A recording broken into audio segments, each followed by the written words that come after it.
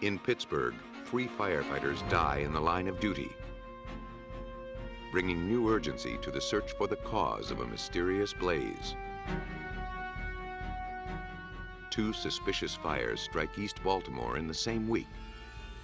Perplexed investigators try to draw a connection. To catch an arson suspect, investigators in Reno must rely on evidence from the crime scene. But what kind of clues could survive the 1400-degree inferno? When fire strikes, it's sudden, unexpected, and rampant, consuming almost everything in its path. But through forensics, arson investigators can piece together what's left and raise the truth from the ashes.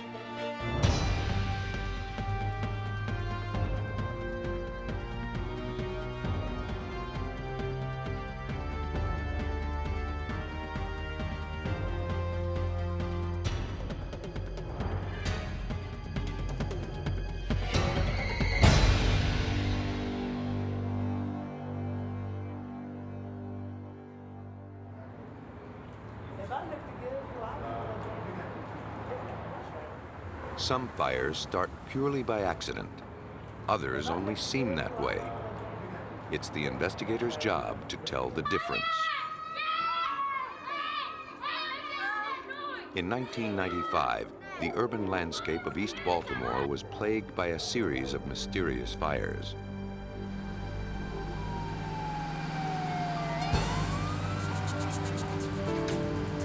In July, firefighters arrived at 1311 Rose Street to find the row house completely engulfed. No one was living there, but the fire claimed 1 casualty. A vagrant had taken shelter that night in an upstairs bedroom.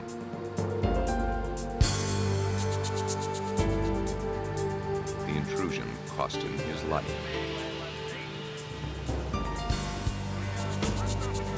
The Rose Street fire was the second lethal fire in the neighborhood in days.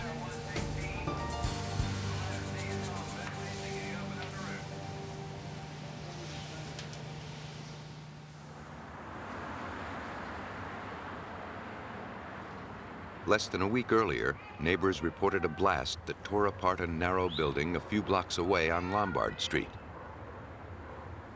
Bricks and debris flew 50 feet from the explosion. A woman who lived next door went into cardiac arrest as a result of the explosion and later died of complications. The Baltimore police and fire departments called in the Bureau of Alcohol, Tobacco, and Firearms to examine the suspicious fires. Agent James Tanda led the investigation for the ATF. This was a massive explosion. These are 3-story brick row homes on Lombard Street that are contained on both sides. This unit happens to be in the middle of the block, and when it exploded, the entire building collapsed, and the fire was devastating. If there was anybody else in there other than the arsonist that day, they would have never survived this. 2 suspicious fires, 2 structures reduced to rubble in the span of a few days. The ATF suspected they may have been connected to something bigger. Over the past few years, 13 fires in nearby buildings racked up more than $2 million in damage. I think it was just... Yeah, it was cremated.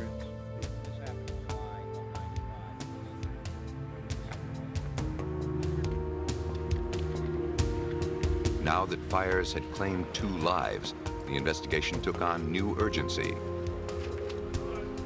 Any kind of odors or anything noticed? Fearing they were dealing with a serial arsonist, the ATF and the Baltimore Police Arson Squad sought to determine whether these blazes had been intentionally set and if any connection could be drawn between them. Baltimore arson investigator Mark Profili, a criminalist with the Baltimore Police, was assigned the case. People wonder oftentimes how you can take a bunch of rubble and find evidence, and we believe that fire doesn't destroy evidence, rather it creates it. So Bob, we're gonna need some shots in here. Okay. This is where the guy's body was found, Sal. The victim of the Rose Street fire succumbed to smoke inhalation in an upstairs bedroom. Face down on the floor, head toward the back door, the back window. Okay. But the fire had come from below and worked its way to the second floor.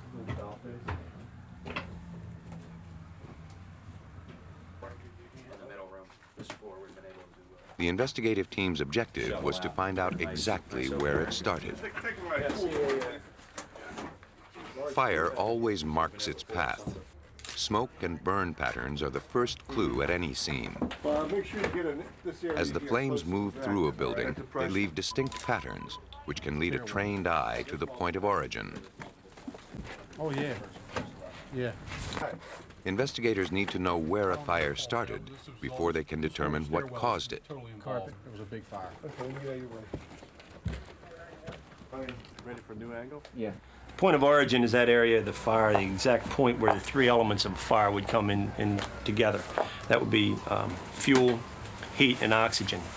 And that would be the area, from a forensic standpoint, that we would look for the physical evidence of flammable liquid residues being poured. What investigators found when they examined the floor was a circular area that had been burned much deeper than the surrounding wood.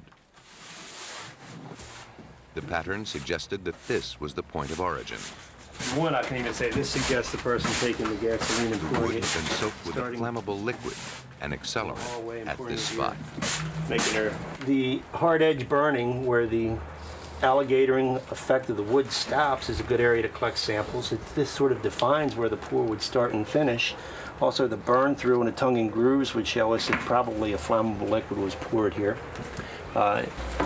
What makes me believe even stronger that it's a flammable liquid is if you can follow, you see the damage when the floor comes around and goes out, spreads all the way across here, which to me suggests that perhaps our arsonist poured some flammable liquid, small amount here, walked towards the front door,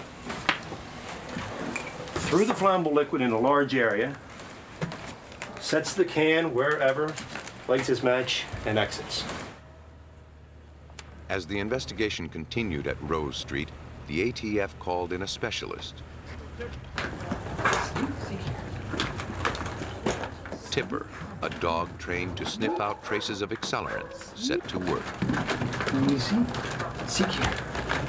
She helps investigators identify similarities between arson fires by locating where flammable liquid was poured.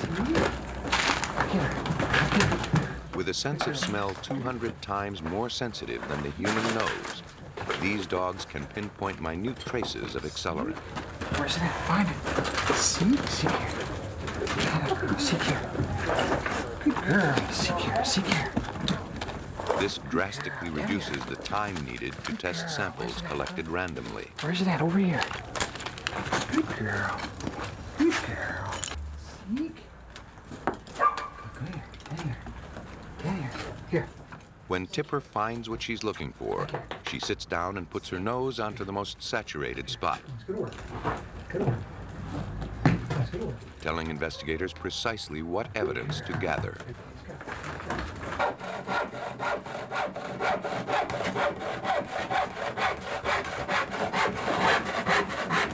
Samples are then collected for analysis. Okay.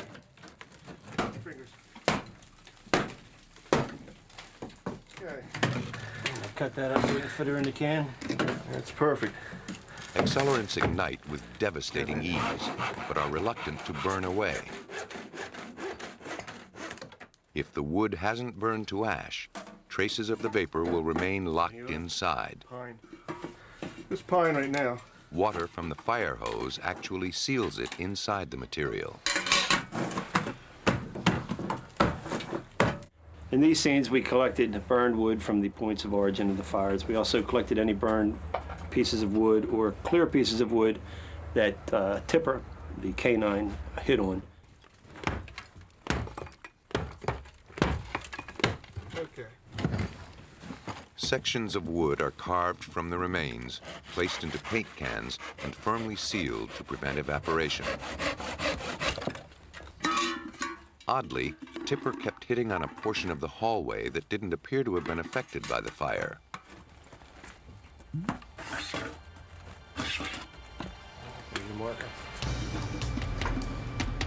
Samples from this spot were sent with the other samples to the Baltimore ATF lab.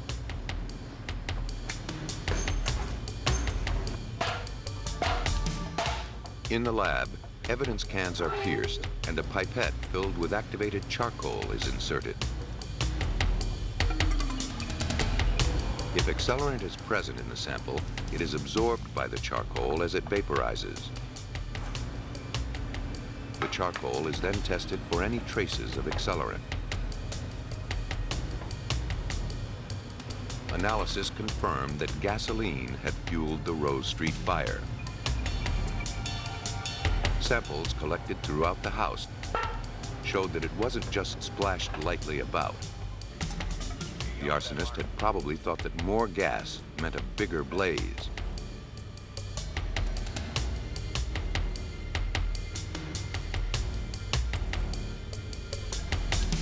But that's not the way fire works.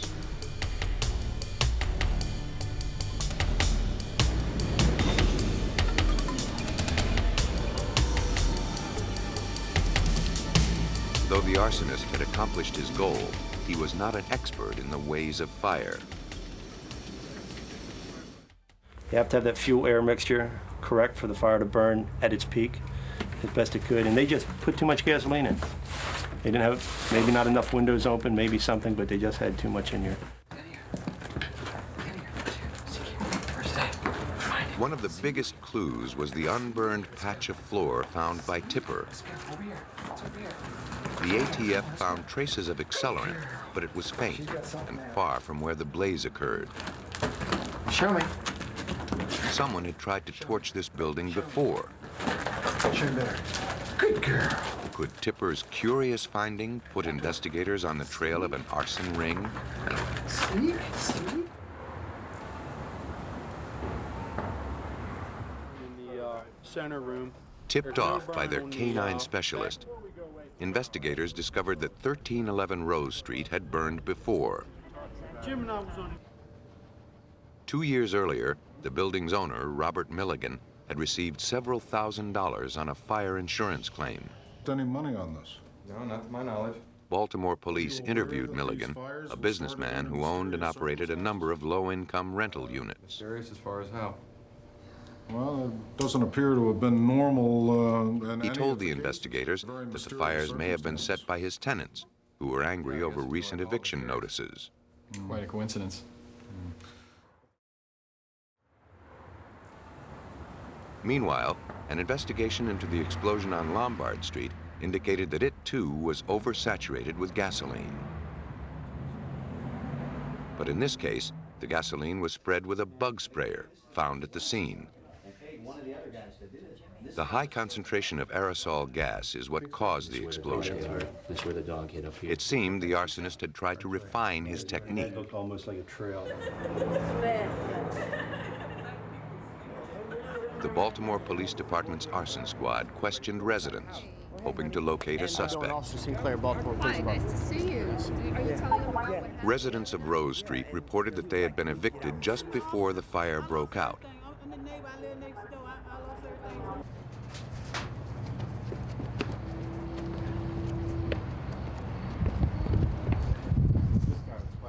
Neighbors near the Lombard Street explosion saw men moving furniture and files from an office in the doomed building, then moving in cheaper desks and cabinets.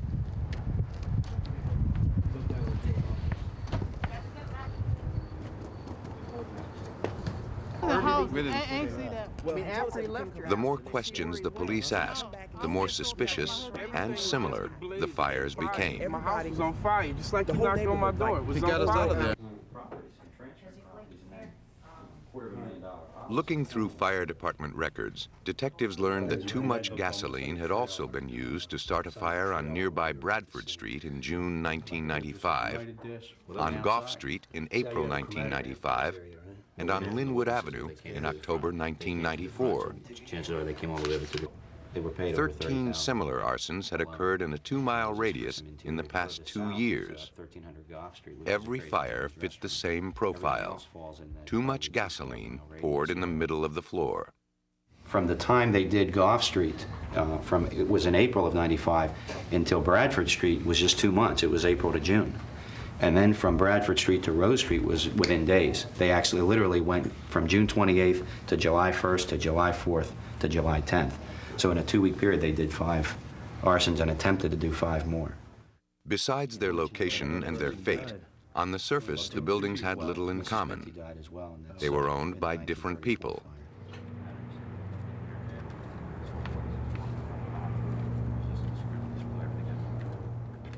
Months after the spree of fires ended, investigators hadn't closed in on a suspect, but they felt confident that all 13 arsons had been motivated by the same individuals. Now they had to find them. And what we tried to do was draw a link between this and all of the other scenes, and we were able to do that through their lab. We were able to find consistencies in how each one was initiated, as well as the accelerant that was used from scene to scene was all consistent. If this were an arson-for-profit scheme, it would take a massive paper chase to uncover it. Police and ATF started with a background check on Robert Milligan, owner of the Rose Street property. They learned he was in deep financial trouble. His businesses and rental properties were failing. His debt exceeded $60,000. Investigators researched every property that Milligan had ever owned. The names of known criminals kept cropping up as his business partners. The next step was to find out if any of these other men had buildings that burned. Using bank statements, corporate records, and fire department, police, and insurance reports, investigators slowly pieced together a string of insurance payoffs that linked Milligan and his business partners to all 13 fires.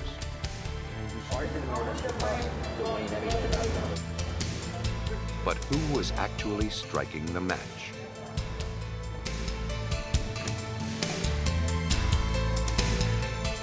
The investigation revealed that one of Milligan's business associates was recently imprisoned for robbery.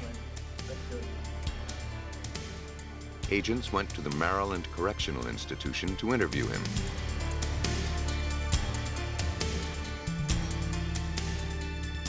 In exchange for a reduced sentence, he admitted his involvement in the arson-for-profit scheme.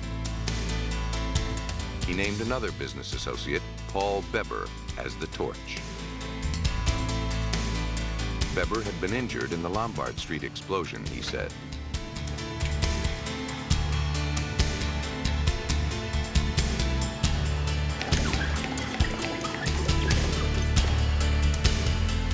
The informant told police that Beber had modified his usual pattern, using a bug sprayer to saturate the Lombard Street house. He thought it would be a quick job, but he underestimated its power and was temporarily trapped in the flames. Beber managed to escape and flee with the help of Robert Milligan's brother, Gary.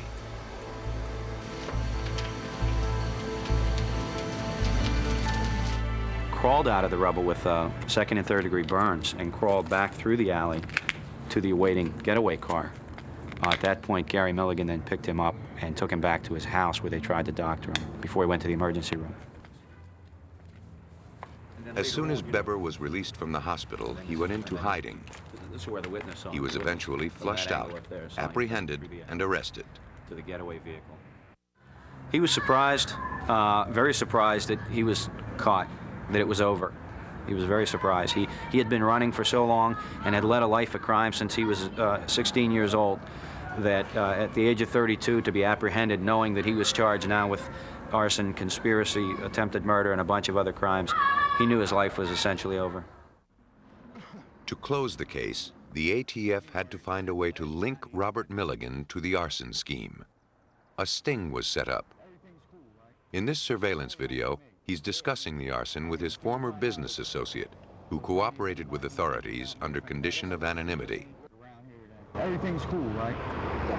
With me. Yeah. I mean, can you find out if was funny if anybody knows anything about me or if anybody's coming to see me. Listen to me carefully. They told Paul that they know that I'm the mastermind behind it all. It was all the ATF needed. We pay rent. We ain't going nowhere. I don't care. No. Police learned that Milligan hired men to evict his tenants a week before the Rose Street blaze.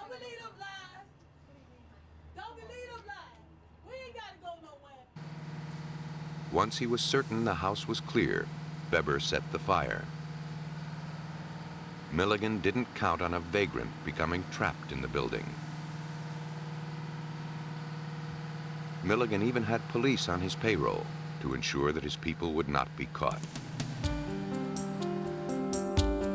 But in the end, his arson for profit ring collapsed. In November of 1996, federal indictments charged Milligan and his 5 co-conspirators for their roles in one of the largest serial arson for profit cases in Maryland history. By April of 1997, all the defendants had pleaded guilty to arson, conspiracy, and federal firearms violations. The judge doled out stiff sentences, ranging from 17 to 24 years in federal prison. Milligan and his associates tried to cover their tracks, hoping that the power of the fire would destroy any link to them. But forensics had connected the 13 seemingly unrelated fires with the people who masterminded them.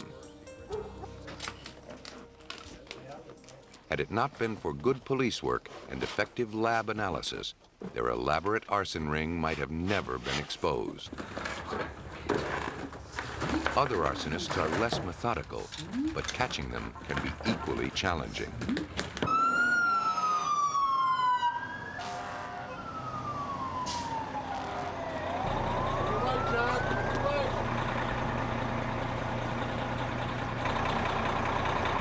On November 18, 1992, firefighters from the Reno, Nevada Fire Department were called to a large fire. The blaze tore through the Mental Health Medical Association building. It took firefighters more than 10 hours to conquer the blaze. The fire destroyed the 3-story building and the expensive medical equipment inside.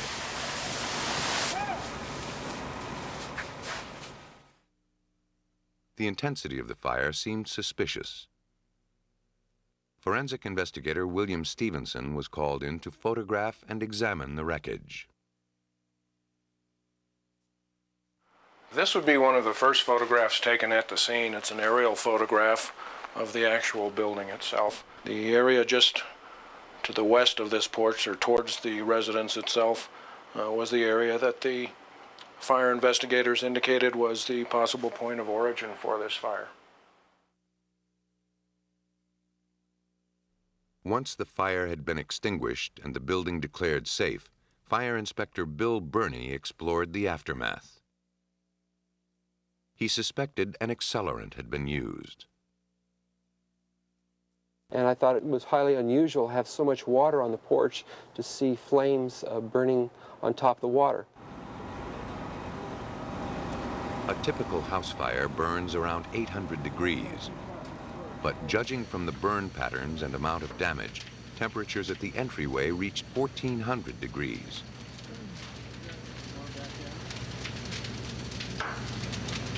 Neither an electrical fire nor spontaneous combustion from oily rags would have produced these patterns. They were clearly signs of an accelerant. They included a well-defined pore pattern and severe alligatoring, indications of intense heat in a short time. Burney and Stevenson looked for something to link the arsonist to the crime scene. Despite Stevenson's careful documentation of the fire damage, no compelling clues surfaced. The destructive capabilities of the fire had actually burned up a lot of evidence. And when I left the scene that day, we had virtually no physical evidence to connect a suspect to that scene. That wasn't surprising. The intensity of the blaze made it impossible for firefighters to enter the building, so the order came to flood it from the outside.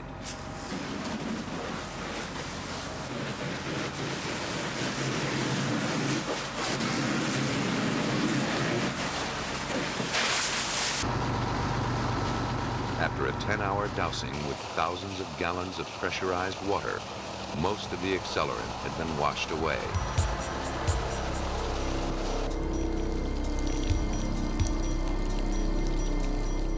Investigators focused their attention on the front door, the apparent epicenter of the blaze. Near it was a shattered window. Bernie suspected that was where the arsonist poured the accelerant. I determined that the point of entry, how the fire was set, is the suspect used a flammable liquid container, probably a 2-gallon or 5-gallon gasoline, and broke a window and used this motion to pour gasoline through this window, therefore possibly cutting the back of their hand or some portion of their hands. If Bernie was correct, then whoever broke the window may have been cut in the process. Could the arsonist have left blood at the scene? It seemed unlikely. Even if he had been badly injured, the evidence would have been washed away or covered with grime. While the investigators scoured the building for clues, their big break came from across town.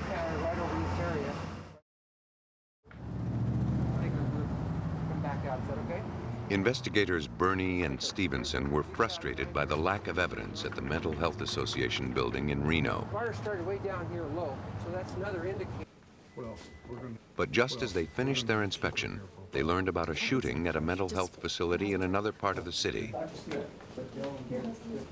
Doctors who had offices in the burned building also worked in this facility.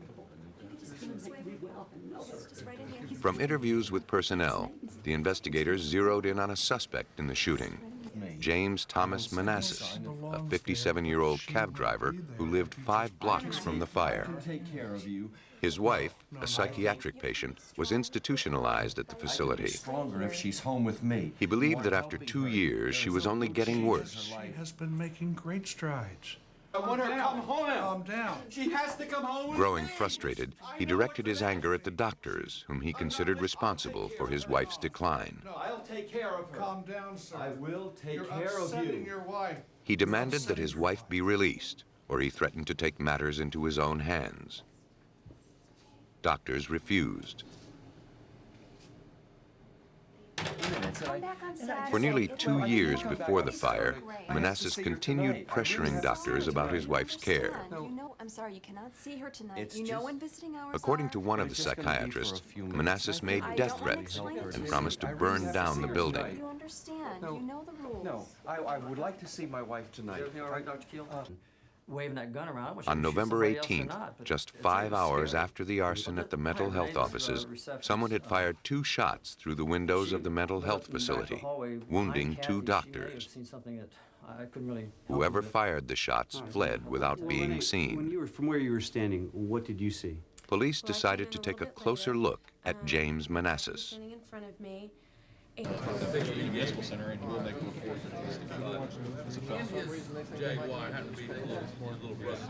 Officers went to his house and found him bleeding heavily. Up on Cleveland Street. Both of his hands were severely lacerated. He was brought to police headquarters for questioning. Manassas claimed that he was wounded with a knife during a mugging the previous night. We went out to this location in order to try and verify the fact that he had indeed been attacked here and look for possible physical evidence of that attack. When we arrived at the area, we did a very close examination and we did not find any blood anywhere around this particular location. Yeah, that's a nice picture there. Let's get a shot of that. Armed with a search warrant, investigators returned to his house. They found a streak of blood on his car door and several spots of blood inside the vehicle. Kind of stuff here. In the house, they found that Manassas had made no effort to conceal the copious amounts of blood. Oh, we got some blood here. Get a shot of this. In the kitchen, they found blood at the bottom of a bucket.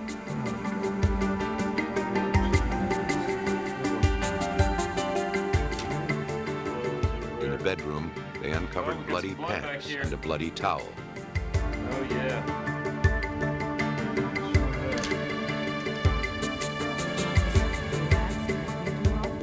Given his suspicious wounds, weak alibi, and ardent threats against the mental health care facilities, the police felt they had enough cause to arrest him. Bernie and Stevenson believed they had the arsonist in custody, but they knew that they didn't have the kind of physical evidence that would assure his conviction.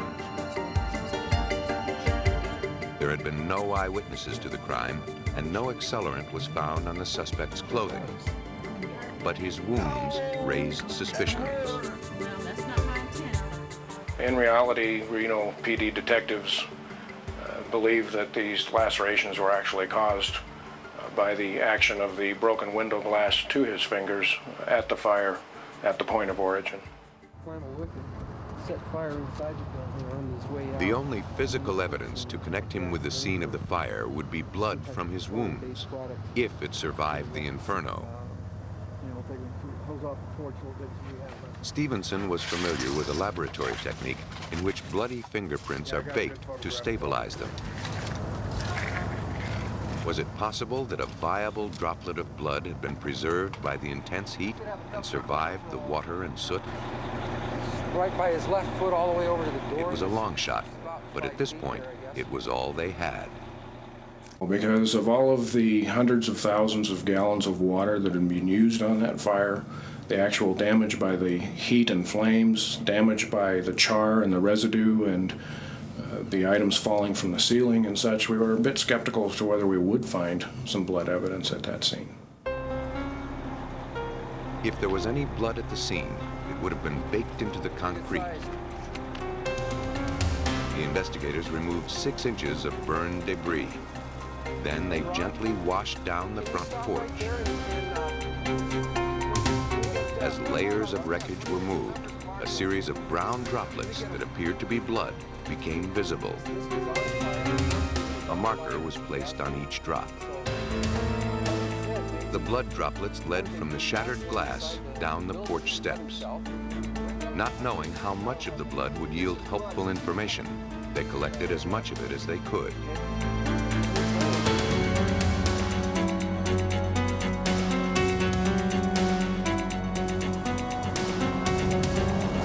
Removing the samples wasn't easy. Normally, blood is collected with moistened cotton swabs, but these droplets were much less accessible.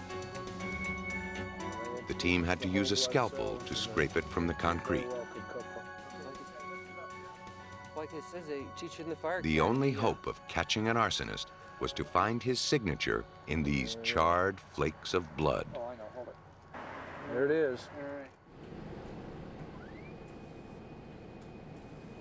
The blood samples collected from the burned steps of the mental health building were sent to the Washoe County Sheriff's Office crime lab for analysis. The serology department did a preliminary examination to confirm that the blood was human. The specimens were then sent to criminalist Romero to determine if viable DNA could be extracted from them. We really didn't expect to get results. The stains themselves looked like something that came from the bottom of a charcoal grill. And high heat is something that can ruin DNA. In fact, the heat had been very destructive. But despite temperatures in excess of 1,400 degrees, Romero was able to extract DNA from 3 of the 11 samples.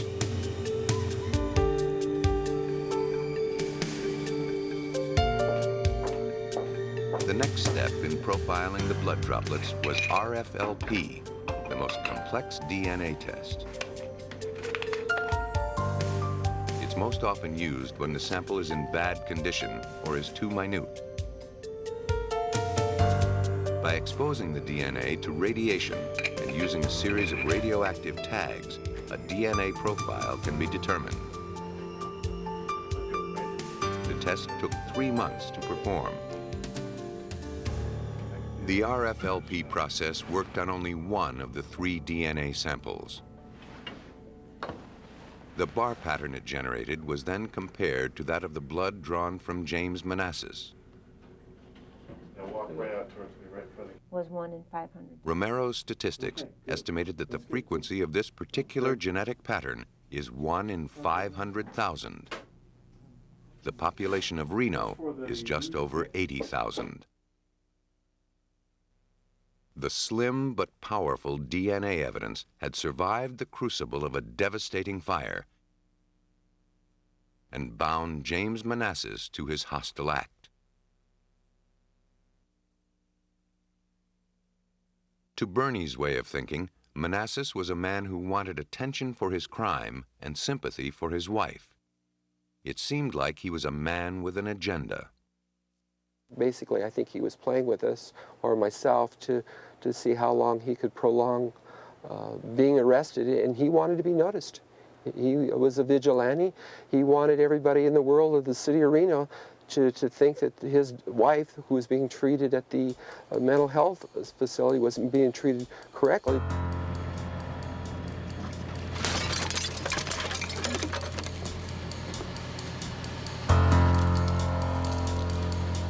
For his crime of arson and the shooting attack on the clinic, James Manassas received 76 years in jail.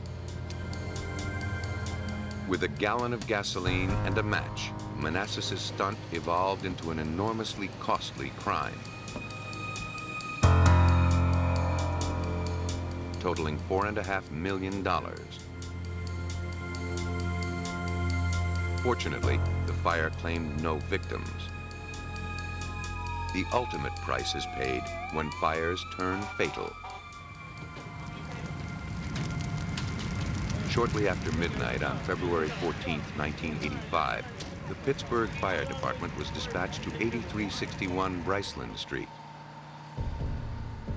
Captain Thomas Brooks, firefighter Patricia Conroy, and firefighter Mark Colenda entered the house and made their way down a staircase to the basement.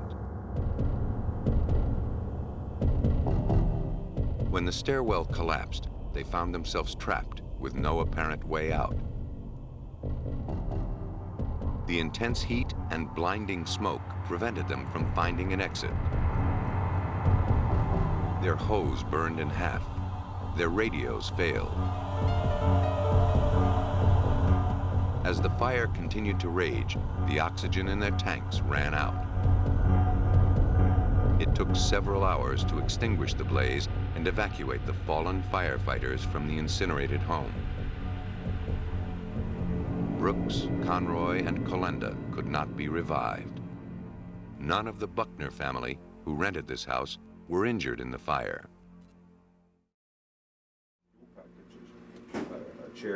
Because the fire turned fatal, the Pittsburgh fire inspector contacted the Bureau of Alcohol, Tobacco, and Firearms. Special Agents Dan Bay and his partner Bill Petratus were assigned to the case. Anytime you have a situation where 3 firefighters die or a firefighter dies, it's a very high priority with ATF as far as the investigations go. They requested us in the early part of the investigation, actually right after the fire, to make a determination on the cause of the fire. The agents tried to discover how these firefighters had died. The house, typical of the Pittsburgh area, appeared to be 2 stories from the front, but was actually 4 stories, built into a hill. This layout contributed to the firefighters' disorientation. They failed to notice their passage to safety. They didn't realize that this door could be opened. They thought it was a dead-end closet, so this access was blocked. Their exit route, following the route they used to come in, was blocked because of the collapse.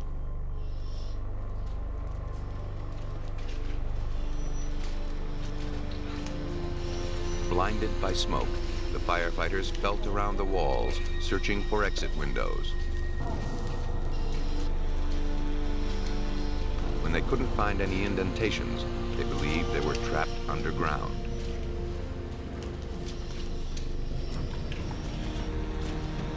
What they couldn't know, as their air supplies dwindled, was that the room had several windows, but they had been weatherproofed and covered with heavy plexiglass.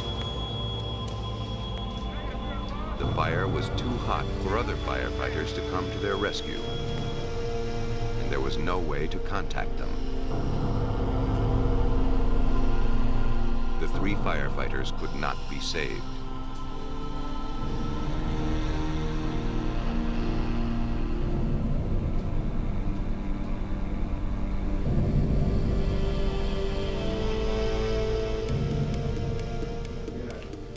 Investigators now had to determine how the fire started.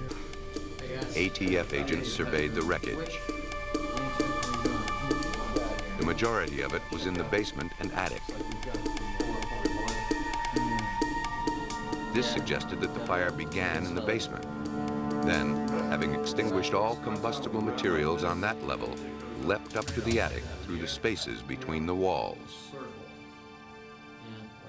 The absence of frayed wires or damage to the inside of the washer, dryer, water heater, or furnace dispelled the theory that the fire could have been sparked by an electrical glitch. A pile of charred laundry sat in the middle of the soaked floor. When investigators turned their attention upwards, they noticed an odd burn pattern directly above the burned laundry. The marks aroused the suspicions of investigator Dan Petratus. The joists of the ceiling were burned out in a circular pattern that was probably about 12 feet in diameter. That is unusual. So that was one of our early indicators that something occurred in the basement that wasn't typical of a naturally occurring fire. To understand the fire's progression, the ATF team relied on a series of mathematical formulas. By plugging the values for burning textiles into the formula, Petratus determined that a pile of laundry of that size would generate 176 kilowatts of energy. Got anything to seal this with? Yeah, probably 12-foot drop-off. That figure was then factored into a flame height formula. This is a shot down that stairwell. It calculated that the maximum flame height would be only 2.5 feet. It can then be placed in other... The flame wouldn't even reach the ceiling, let alone leave such a large burn pattern. How we could have a fire that would extend... So when we look at a particular fire scene and we interpret the patterns, then the next question we ask ourselves is, does the fuel load that we find in this room have enough energy to create the patterns that we're observing? We need a flame height. Even if the laundry were piled up to the ceiling, it wouldn't create a great enough flame to mushroom out and ignite the joists simultaneously. But factor an accelerant into the equation, and the picture changes. The calculator says 1,300 kilowatts. By adding a single gallon of gasoline to the laundry pile, the flame height increases to 13 feet.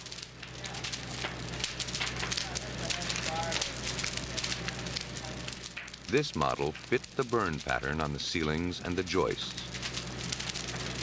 There was no way that a laundry pile could fuel a fire powerful enough to burn the ceiling unless it had been enhanced with an accelerant.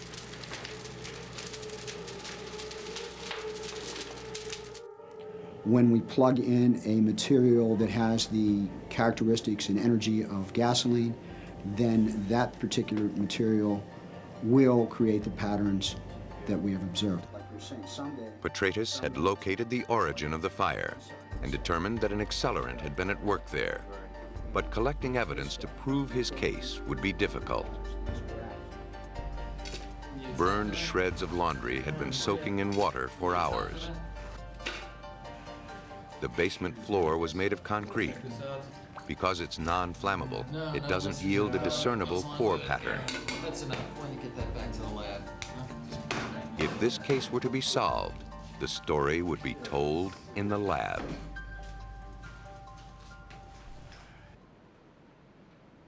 The ATF lab in Rockville, Maryland was called upon to analyze samples of laundry, wood, and some cement chips from the floor of the house that burned in Pittsburgh. Forensic chemist William Kennard examined the debris from the fire for traces of accelerant. When a fireman sends us some debris, and he's looking for an accelerating compound, and he petitions us to try to find this accelerating compound from the debris that he sent in. So we use the charcoal strip method. The test involves the insertion of a charcoal-coated strip into the canister, held in place by a magnet.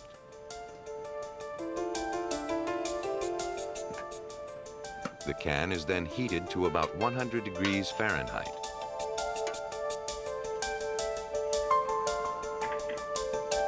If hydrocarbon molecules, the main compound of accelerants, are present, they are captured by the charcoal. The strip is dissolved in carbon disulfide, and the resulting solution is injected into a gas chromatograph. The instrument displays a chemical profile of the substance. Kennard then compares the pattern of peaks and valleys to a standard for evaporated gasoline. If the patterns match, gasoline is present on the sample.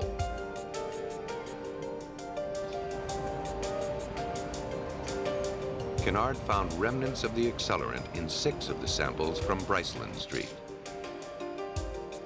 His identification of gasoline in the pile of laundry corroborated the scenario of arson. A fire started when a pile of laundry on the basement floor had been doused with gasoline and ignited. Now, the investigation focused on finding out who did it and why. And your name? Catherine. The ATF first questioned the homeowner, but he had nothing to gain by the destruction of his home. The ATF suspected that the Bryceland Street fire might have been gang-related, but that seemed a dead end. They then contacted Ronald and Darlene Buckner, who rented the house. The focus soon turned to the Buckner's daughter, Catherine. When we looked into her background, she had been involved with 2 other residents in the past year and a half that had basement fires. So she became a very strong suspect, and we considered her for probably 6 to 7 months of investigation before she was eliminated as the suspect. As they continued their investigation, the ATF learned that the Buckners aspired to buy a house.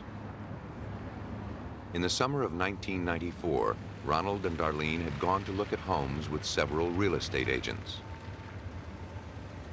In October of that year, they inquired several times about purchasing houses, but were turned down each time because they couldn't afford a down payment. In November, after 5 years without coverage, the Buckners took out a renter's insurance policy on the Bryceland Street house. Only 3 months later, the house was gutted by fire.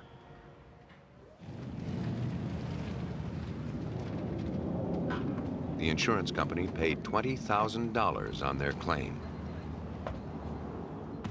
What the company failed to notice was that the day after the fire, the Buckners resumed their house hunting with new enthusiasm.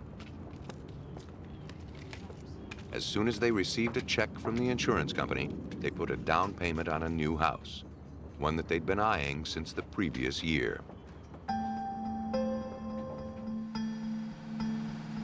A motive was taking shape. Investigators grew increasingly suspicious of Darlene Buckner and her son, Gregory Brown. Darlene said that on the night of the fire, she and Gregory had gone grocery shopping. They returned to find her house engulfed in flames.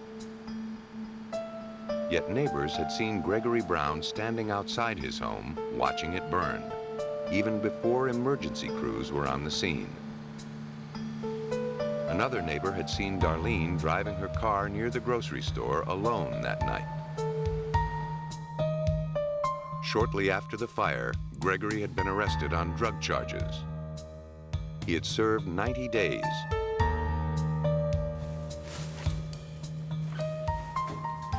ATF agents interviewed his cellmates. They told the ATF that Gregory bragged about setting the fire that killed 3 people and landed his family in a new house.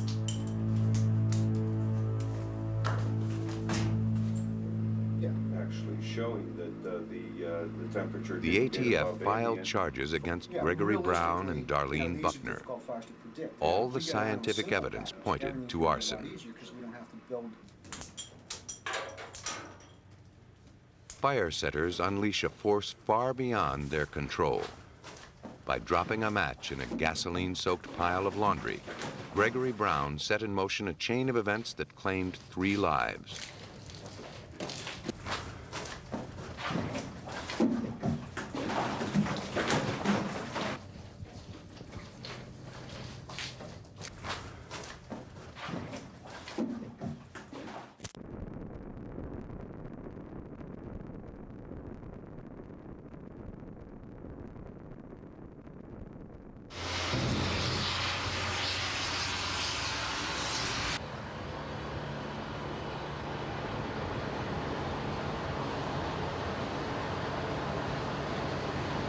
The jury found Gregory Brown guilty of 3 counts of second-degree murder, 2 counts of arson, and insurance fraud.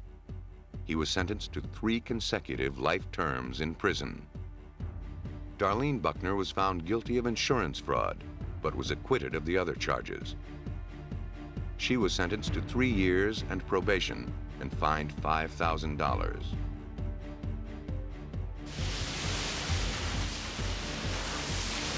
Defying the arsonist's intentions, a history of the crime is forever etched in the scorched and blistered rubble left behind.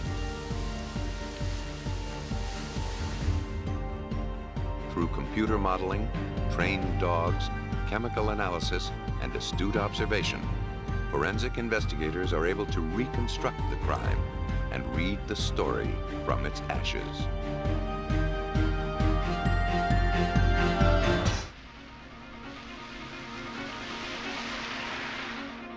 A woman tests positive for arsenic poisoning just in time to save her life. But others before her weren't so fortunate. Now investigators must build a case on cremated remains. Doctors watch helplessly as a man wastes away and dies. Detectives diagnose it as murder. And unless they can stop it, it may be going around. A young woman is killed in a tragic riding accident, but a series of subtle clues leads investigators to believe that this tragedy was really no accident. Most victims are poisoned by someone they trust, done in by a fatal lapse of judgment, but it only takes investigators a whisper of suspicion to detect a taste of poison.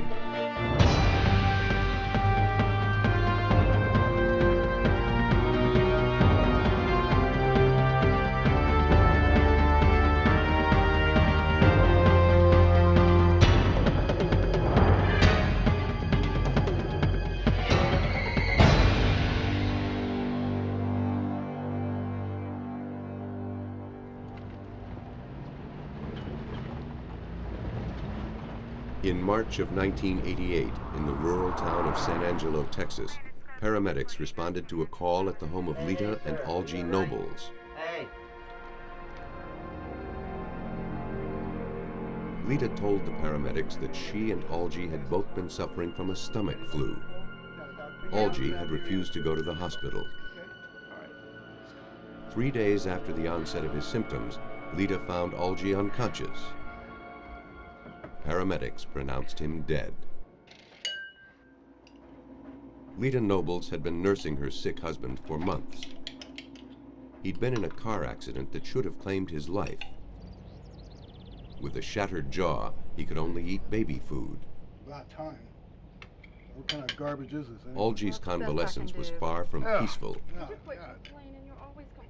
He and Lita fought like cats and dogs.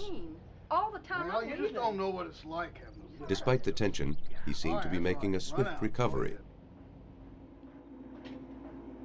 Lita wasn't faring as well. The stress of tending to her quarrelsome husband aggravated her ulcers. She lived on antacids. 2 months after Algie's death, a close friend, Tim Scoggin, brought Lita to the hospital. She complained of extreme fatigue, vomiting, and stomach pains. She had lost a large amount of blood. Doctors believed an ulcer was to blame, but treatment didn't improve her condition. Weeks passed. Her condition worsened. Problems with ulcers in the past. You feel anything there? Then her hands and feet became paralyzed. Looking for a cause, doctors ran a battery of tests, including a screen for heavy metal poisoning. I think what we're going to have to wait for is that blood test to come back, and we should know. A urinalysis came back positive. Lita Nobles had arsenic in her body. The Texas Rangers were contacted. Investigator George Frazier's first job was to eliminate environmental contamination as the source of the toxin. When we first started the investigation, all that we knew was that there was presence of arsenic in the body of Lita Nobles. So in the process of elimination, to find out where she got this poison, we tested her water well. Her house was on a water well. Arsenic is a poisonous metal found naturally in the earth. Because it is an element, it can't break down. But its atoms can combine to form other compounds. A little arsenic has a lot of killing power. In rural Texas, it was once used as a cotton defoliant. Through runoff, it could contaminate a water supply. Samples from the Nobles' home were taken and tested. The well was clean. Investigators questioned Lita's brother and sister-in-law, who stayed at the house after Algie's death. Neither of them suffered any symptoms, even though they had eaten all of their meals there. And yet, during that time, Lita grew progressively sicker, suggesting she'd been repeatedly exposed to the arsenic. As investigators eliminated every possible source of accidental contamination, they came to one grim conclusion. Lita Nobles hadn't been randomly poisoned. She had been targeted for murder. Someone wanted her to die. Are you using? Investigators questioned her about who might want her dead. Well, nothing to speak of except what's out in the garage, insecticides and things like that. She pointed the finger at her deceased husband. Our first suspect in Lita's poisoning was Algie, because she felt like they were an older couple, and they had a lot of times that they just quarreled and bit at each other, seemed like all the time. And she first told us that if she had been poisoned, he did it. And so we had to eliminate him as a suspect, even though he was already dead. To find out whether Algie had had a hand in his wife's illness, detectives needed to know whether she'd been poisoned before or after his death. The victim's hair, they believed, would answer that question. Arsenic stays in hair and fingernails long after it has left the bloodstream. By analyzing those traces, forensic scientists would be able to determine how and when Lita had been poisoned. And if they knew that, they'd have a better idea of who tried to kill her. At Texas A&M University, research chemist Dennis James uses a nuclear reactor to determine the precise amount of trace elements in a given sample. The process is called neutron activation analysis. Neutron activation analysis is capable of testing for a lot of different types of materials. Some of those are poisonous and some of those aren't. It is particularly sensitive to transition metals and some of the heavy metals in particular. Lita's hair was cut into 6 segments, each representing about a month of hair growth. By comparing the amount of arsenic in each segment, scientists could build a timeline showing when each dose was consumed and how much arsenic it contained.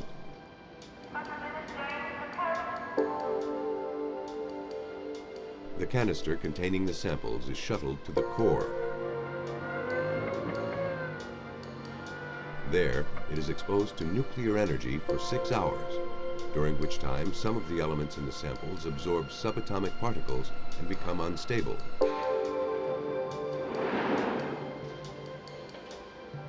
Once removed from the reactor, the elements decay, losing the extra subatomic particles.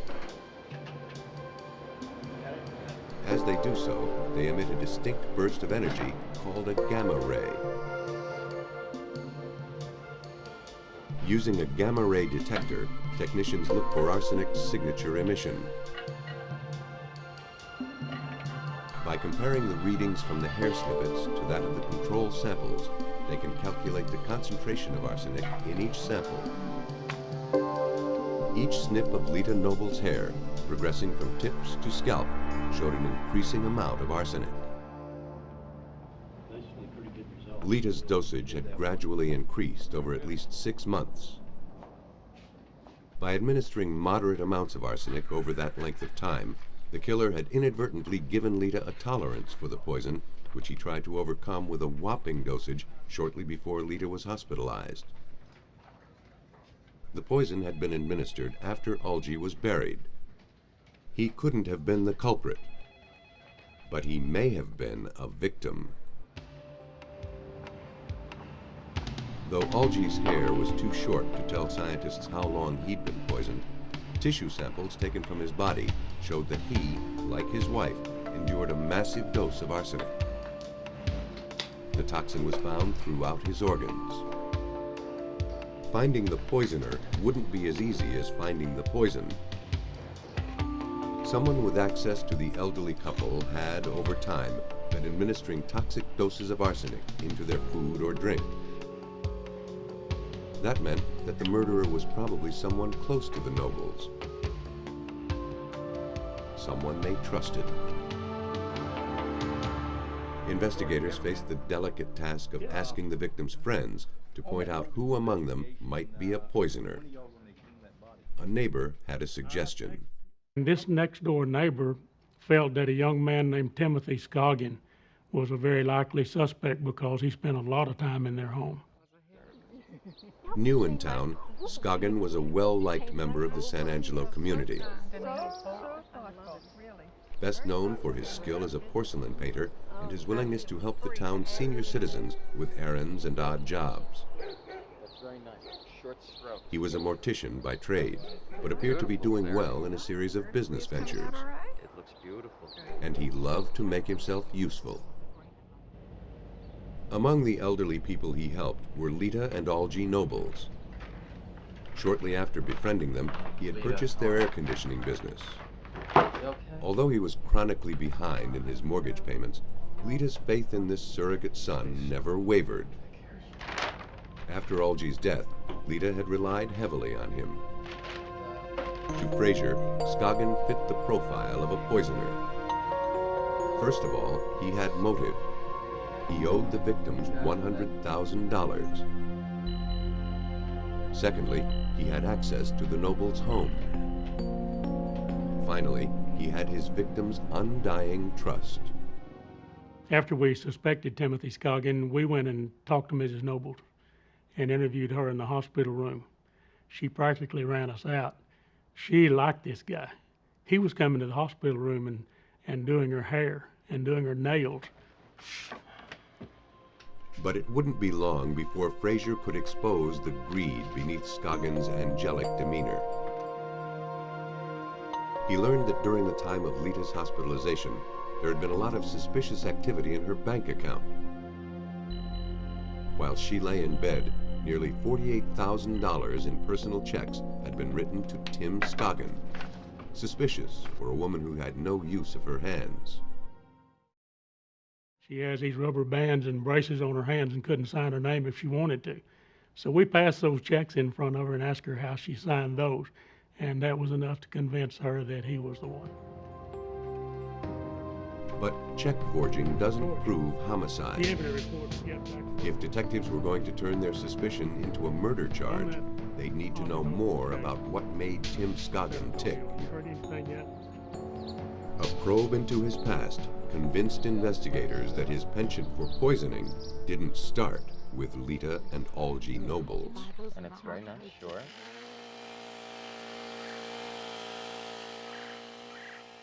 Investigators learned that before moving to San Angelo, Tim Scoggin had lived with two elderly sisters who had died suddenly within days of each other. Scoggin boasted he'd probably be inheriting a small fortune from these deceased aunts. Well, thank you very much. But the true story was far different than the version Scoggin had been spreading around town. They were not aunts. They weren't any kin to Timothy Scoggin. However, interestingly enough, he had been kind of a houseboy, an errand boy for them, and had lived with them off and on for a long time. As he had done with the Nobles, Scoggin endeared himself to Catherine and Cordelia Norton. Thought this might pick up your spirits a little bit. Just 5 weeks before Algie Noble succumbed, both sisters were dead. In February, Scoggin had taken Catherine Norton, a diabetic, to the hospital for a checkup after her surgery for cancer of the pancreas. Cordelia! When they returned home, Cordelia became violently ill. He quickly shuttled the older sister to the hospital. Oh, my. Scoggin and Catherine returned home and went to sleep. Thanks so much, and you have a good night. Scoggin stayed at the house in case Catherine needed anything. In the morning, Scoggin checked on Catherine and, finding her unresponsive, called her doctor. He pronounced Catherine dead. The next day, Cordelia died in her hospital bed. Both deaths were ruled natural causes. No, I think probably he's already... 6 months after the deaths of the Norton sisters, investigators wanted to know if they, like the Nobles, had been poisoned by arsenic.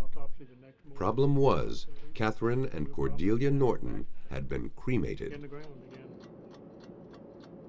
Investigators learned that Tim Scoggin had used his expertise as a mortician to destroy any evidence of foul play in the deaths of the Norton sisters. He used that knowledge to know how to forge orders for cremation, which he presented on both of these ladies and said that they had personally requested from him that they be cremated as soon as they had died. And they were promptly cremated and buried.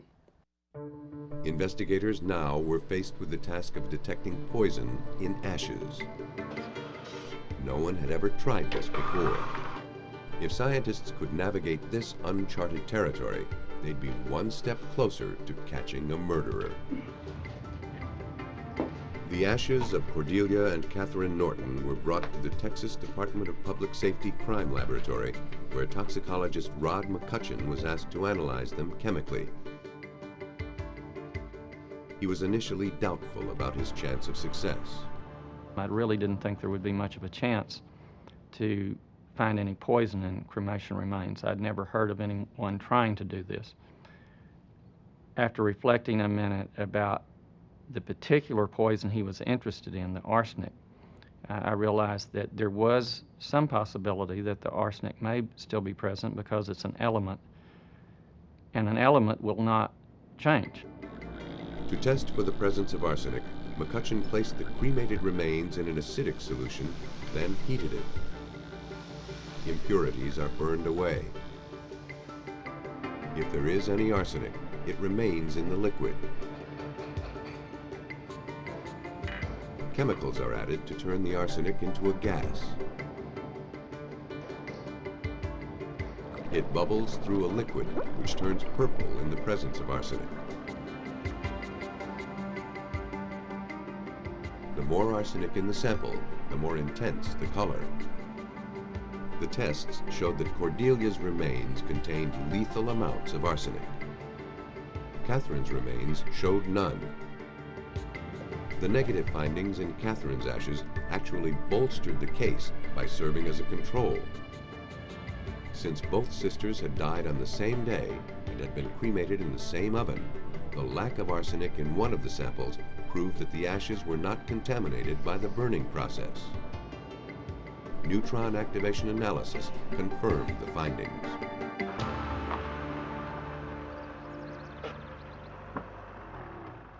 Detectives began their pursuit of Scoggin by seeing if he had purchased arsenic. They visited the local grocery store. There's nobody in there, partner. Can I help you? Yes. Here, Tim Scoggin's love of familiarity would strike against him. The clerk told detectives that he remembered Scoggin buying a large amount of rat poison shortly before any of the victims died. The primary ingredient of rat poison is arsenic. Investigators deduced that Scoggin had mixed the poison with products that he knew only his victims would eat: Algie's baby food and Lita's antacid. Since he regularly delivered their groceries, he could have mixed up the rat poison before bringing them over. To test their hunch, investigators searched the Noble's cabinets and refrigerator. Most of the food had been thrown away, but a few of Lita's antacids were still around. A single bottle of the medicine tested positive for arsenic. Based on the scientific evidence, law enforcement was ready to take Tim Scoggin into custody. The real strong thing that made the case for us was the work done in the laboratories. Of course, there's no other way we'd have ever found arsenic in those ashes nor in the body of Mr. Nobles. And so the people who did the forensic work really are the ones who turned the crank in this case for us. We'd probably still be working on it if it hadn't been for them finding this heavy metal poison.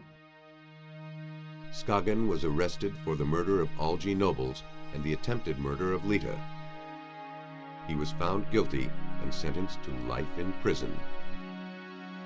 And even though there was no direct proof that he killed Catherine Norton, investigators believe he tampered with her insulin dosage. He subsequently pleaded guilty to the murders of both sisters and was given 2 50-year sentences.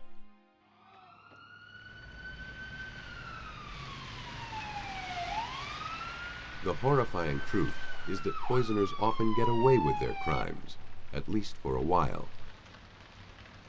But vigilance and persistence are strong antidotes to a poisoner's toxic schemes.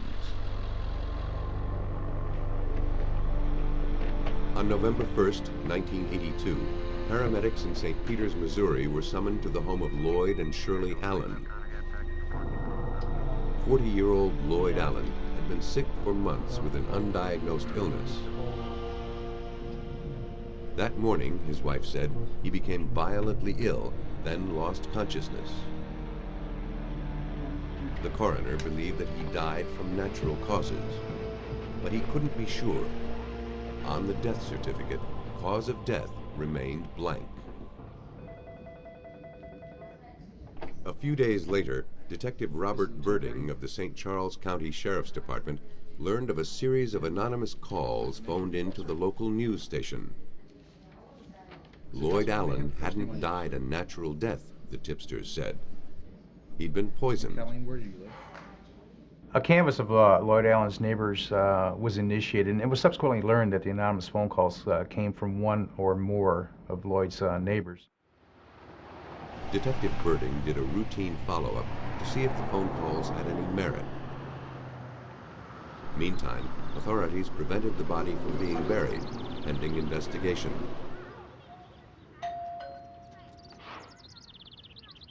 Hi, ma'am. I'm Sergeant Birding of the St. Charles County Sheriff's. The neighbors told police that the timing of his illness was suspicious.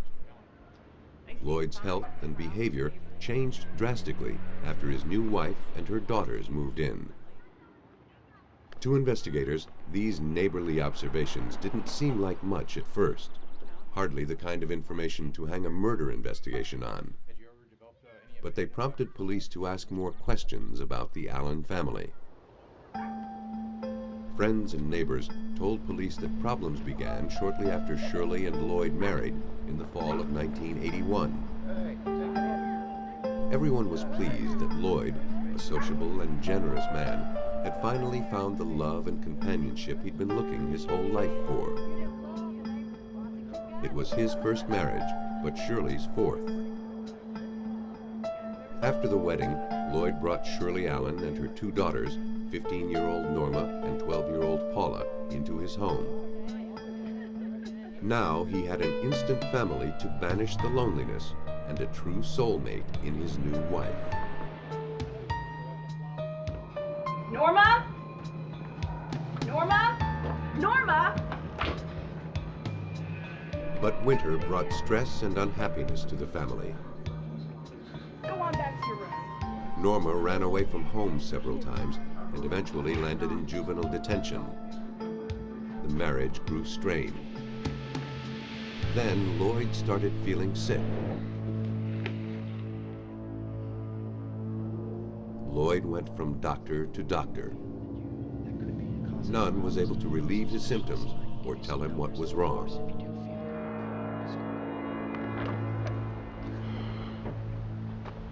He tried to work around the house and yard, but was too weak to complete any of his projects.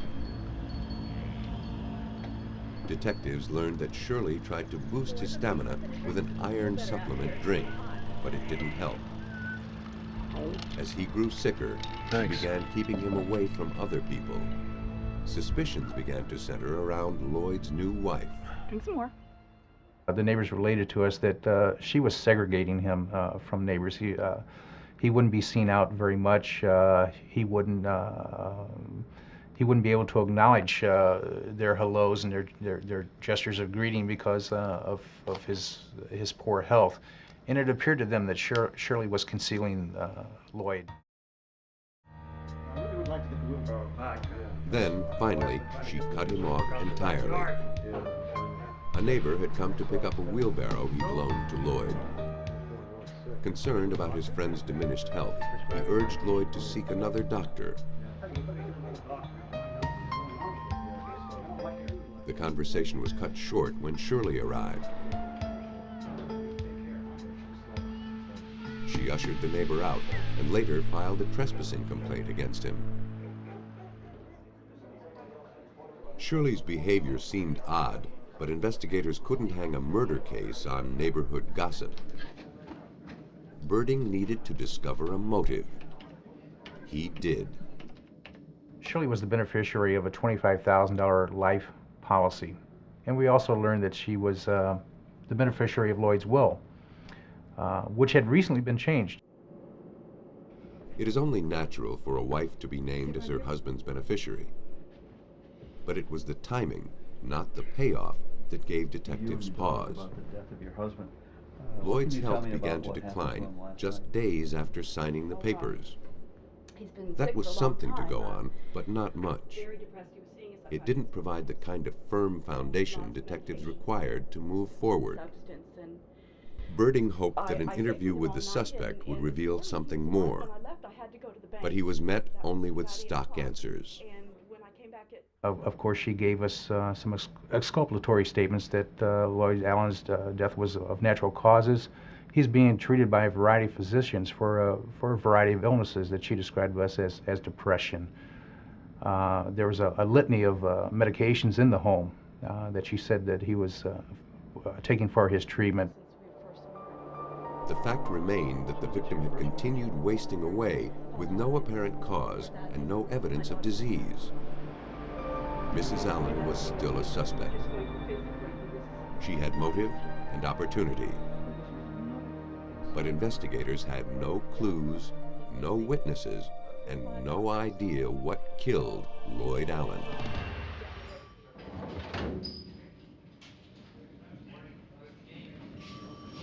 Lloyd Allen was dead, and detectives suspected he was poisoned by his wife. But they had no way of proving it. The investigation stalled. This is in regard to the death of Lloyd Allen. Then police got a break when a witness came forward. I don't want to talk over the phone. Is it possible? 4 days after Lloyd's death, Shirley's daughter Norma called the sheriff's department. She told them she was in possession of the poison. Norma backed up her story with some evidence. Inside a brown paper bag, detectives found a wine bottle filled with green liquid. On the label, a handwritten warning read, "Don't drink." A warning that Norma told police her mother asked her to write. Norma said she wasn't sure what was in the bottle, but she suspected it was antifreeze. She told investigators that over the last 2 months, she'd seen her mother giving the liquid to Lloyd. Norma also told police that she'd witnessed her mother mixing gas treatment with sugar and orange food coloring to simulate the iron supplement.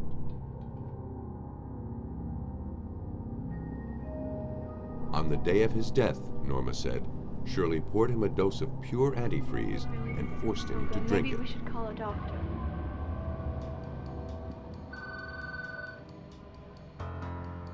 Guided by Norma's testimony, toxicologists tested the contents of the bottle for antifreeze. A sample of the liquid was injected into the gas chromatograph. The apparatus separates a compound into smaller chemicals so it can be analyzed. Each chemical is displayed as a peak on a graph. The resulting peak was a match for antifreeze, known chemically as ethylene glycol. According to toxicologist Christopher Long of St. Louis University, antifreeze, with its sweet taste, is a subtle, stealthy killer. The victim might never even realize he's drinking himself to death. Antifreeze would produce something like having a drink of alcohol. But as far as a burning sensation or anything to warn you, no, it wouldn't. So it'd be the same as maybe if you had a little taste of beer or something like that, only without the flavoring. So you might get just a slight change in how you feel, but nothing really noticeable. But over time, antifreeze is deadly. As it is metabolized by the body, it produces toxins that raise the acid level of the blood. With each dose, Lloyd Allen's body and mind would slowly be destroyed.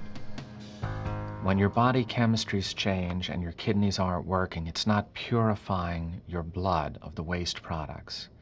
So that could, in fact, account for why he appeared dizzy or a zombie-like or just plain dull. You know, his mind wasn't working properly. We can't seem to find it. Because so many of Lloyd's organs were failing, it would have been difficult for any doctor to diagnose the poisoning. In the final stages, even if Lloyd knew that the woman he loved betrayed him with poison, he would have been too weak to protect himself and too confused to plea for help. Scientists determined that antifreeze poisoning was consistent with Lloyd Allen's mysterious ailment. To prove it, the body was autopsied and tissue samples were tested. His liver, kidneys, and brain contained crystals formed by the breakdown of massive quantities of ethylene glycol. It was consistent with long-term consumption of the liquid. The coroner ruled Lloyd's death a homicide by ethylene glycol poisoning. Detectives had found their poison. Now they had to be sure about the poisoner. Well, Norma was a troubled teenager who'd been at odds with her mother for years. The possibility remained that she had poisoned Lloyd herself to frame her mother. After a series of interviews, that theory was quickly discounted. Norma was truly fond of the victim and had nothing to gain by his death. With the evidence in hand, police arrested Shirley Allen. They were able easily to construct their case against her. A $25,000 life insurance policy gave her the motive to kill her husband. The spiked wine bottle gave her the means. In a trial that lasted only 4 days, she was found guilty of killing Lloyd Allen. Shirley Allen was sentenced to life with no parole for 50 years. She died in prison. Without the forensics evidence and learning that actually Lloyd Allen's body contained ethyl glycol, we would not have had a homicide investigation. We would not have learned of his death as being a homicide, and Shirley Allen most likely would have gotten away with his death. Because of the concern of Lloyd Allen's neighbors, a cunning murderer was brought to justice. It wasn't the only time a crime was exposed when nosy neighbors smelled trouble.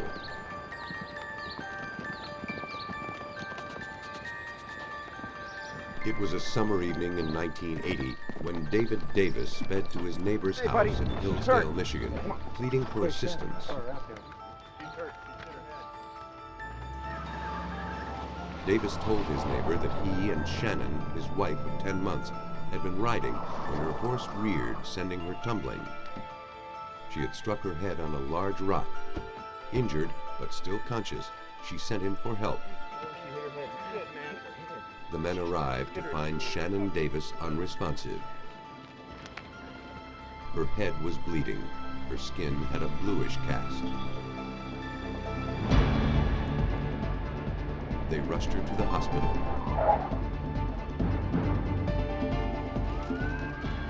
When she arrived, she had no pulse, and her pupils were fixed and dilated.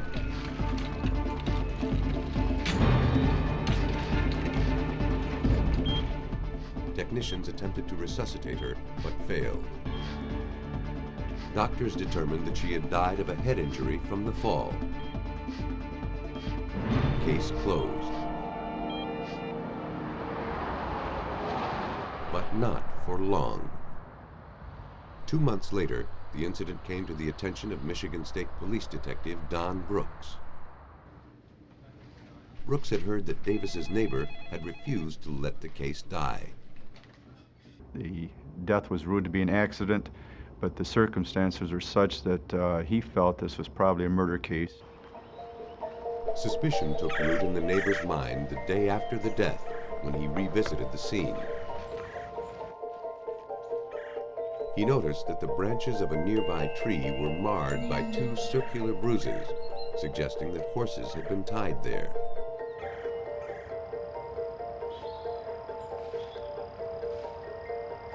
A fresh pile of manure sat 6 feet away, confirming that impression. It appeared that the Davises, the only riders in the area, had stopped here long enough to tie their horses.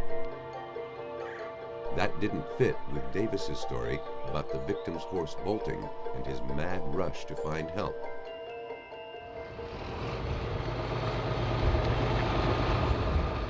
The neighbor, Dick Britton, was also a family friend.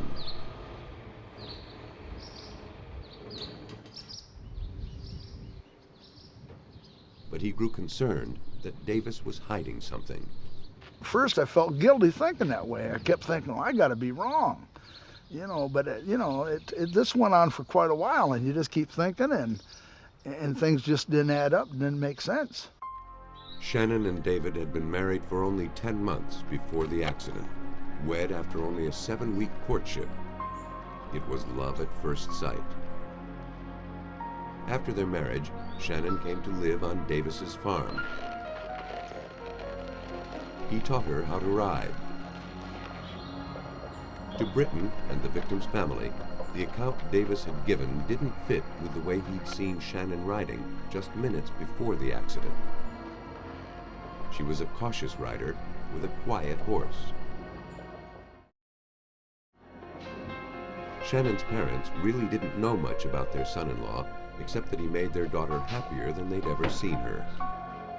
After the accident, the victim's parents had clashed with Davis. He wanted to have his wife cremated. Cremated? No way. Hey, listen. They insisted on burial, and so Shannon was buried.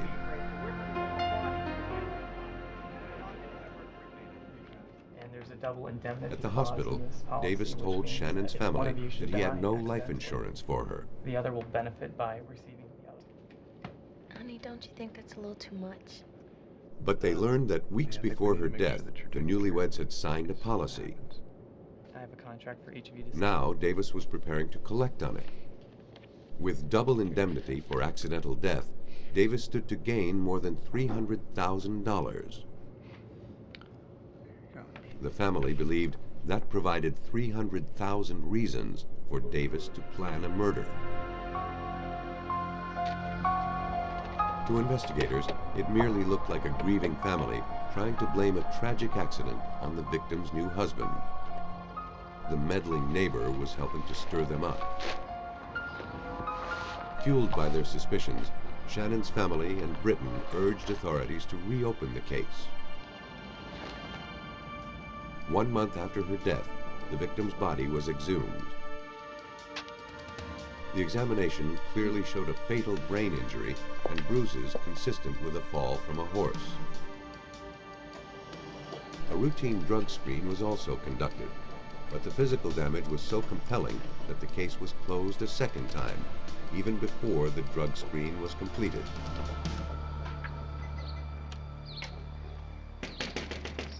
Britton and the family would not let the matter rest. Mr. Britton, Don Brooks in the state police. Oh, glad you come. The Detroit Free Press published an article on their suspicions surrounding their daughter's death. It prompted the state attorney's office to get involved. Don Brooks handled the case. I thought to myself, if 50% of this article is accurate, there's a great deal of information to go on, and it's going to be very helpful, and it sure leads one to believe that this is a murder case, not an accident. For Brooks, the capstone of Britton's argument involved the rock which ended the victim's life. It was the only one in the area. It might have been a freak coincidence that she happened to hit her head on it. But in light of the other evidence, this small detail raised big questions. The percentage of someone falling off from a horse in that area and happen to hit their head on the only rock around was so high that that itself should raise a lot of questions. The closer Brooks looked into the death, the more suspicious he became. Okay, now is this He sought the results of the drug screen from the autopsy and learned that it too raised some difficult questions. It was time to seek answers. In the lab, a tissue sample from the autopsy was analyzed by a gas chromatograph. Every substance creates its own peak of a specific length at a specific point. These peaks are called the retention time of the substance. The chromatograph showed a strange chemical in the victim's tissue that matched nothing in the lab's database. No one knew what it was, but before they could pursue it, the case was closed again, and the mystery was buried with the victim. Still convinced that Shannon was murdered, her family pinned their hopes on this mysterious peak, pressuring investigators to study it further. Technicians toiled for weeks, but couldn't identify the compound. They ruled out instrument error. They simulated the conditions of embalming and burial on sample tissues to see if the victim's tissue was contaminated after death. No matter what they did, they couldn't isolate the chemical. All they knew was that there was something in the victim's body that shouldn't have been there. And they had no idea what it was. 4 months after the tragic horseback riding fall that ended Shannon Davis's life, grave suspicions swirled around the so-called accident. Based on the questionable crime scene, the insurance money, and the curious lab results, Brooks was convinced that foul play was involved in the victim's death. Now he had to prove it. You put it all together, and it was very obvious to me that this was a murder case. He set his crosshairs on the victim's husband, David Davis. But Davis had moved to Florida. Investigators had no choice but to watch him go. Though the circumstantial evidence was heaped against him, there was no solid proof that he lied about the accident. Even if I received a confession from Dave Davis, We still had the problem with the autopsy saying that those injuries were consistent with falling off from a horse, striking the head, and the cause of death was the injury to the brain. So that became the challenge of the medical community at that point. The case teetered on the mysterious chemical peak. Uncovering its relationship, if any, to the victim's death was the last chance detectives had to foil what might otherwise prove to be the perfect crime. Unable to determine what the compound was, Brooks reviewed the other facts of the crime. What he couldn't figure out was how the victim could have been unlucky enough to have struck that solitary rock. Brooks mulled various scenarios over with his colleagues, but none seemed to work. Then, a moment of inspiration struck, revealing a scheme that would tie up all the loose ends and explain the mystery chemical. If this young lady was paralyzed in some way, you know, her muscular system, her nervous system was paralyzed in such a way where she couldn't resist and he could create the injury he wanted. Investigators believed that the victim was immobilized before her head was intentionally struck against the rock. They began searching for a chemical that would fit a killer's criteria. A drug that could immobilize quickly, then leave little trace. It would also have to be easy to obtain without rousing suspicion. What could it be, and where would they find it? Since Davis lived on a farm, it was likely that he had access to compounds designed for animals. Detectives interviewed one of the vets employed by Davis. He described a litany of sedatives and tranquilizers. Among them was a drug that seemed a likely candidate. Succinylcholine is a powerful muscle relaxant. In humans, it can paralyze the respiratory system in seconds. Because it breaks down into chemicals naturally found in the body, SCH is considered a nearly perfect murder weapon, one that wouldn't show up in a gas chromatograph. At Brooks's request, toxicologist Tom Carroll of the Medical College of Ohio tested it anyway. So I immediately went over to our pharmacy, got some succinylcholine, and was able to put it onto the gas chromatograph, and it had the exact same retention time as our unknown peak. Bingo, we thought we had something. To confirm the results, the chromatograph was recalibrated and the SCH retested a total of 5 times. Each time, the results were identical. But for absolute confirmation, the tissue samples had to be tested on the more sensitive mass spectrometer to see if the chemical could be isolated that way. The samples were sent to 2 labs for fine-tuned analysis. Unfortunately, neither of the mass spectrometers could distinguish the chemical in the victim's tissues. Carroll took the SCH and the tissue samples to Stockholm, Sweden, where scientists were experimenting with methods to analyze chemicals very similar to SCH. Shannon's tissues were tested in the spectrometer there. The initial results were disappointing. Test after test failed to reveal the chemical. If they couldn't find it, then Davis would have committed the perfect crime. Carroll wouldn't allow that to happen. Investigators pressed on. The precision that made the spectrometer so sensitive also made it temperamental. After scores of attempts, a tiny adjustment to the temperature of the equipment brought hard-won success. Boom, we had found it. And I mean, you talk about a celebration. This was some hooping and hollering that you never believed.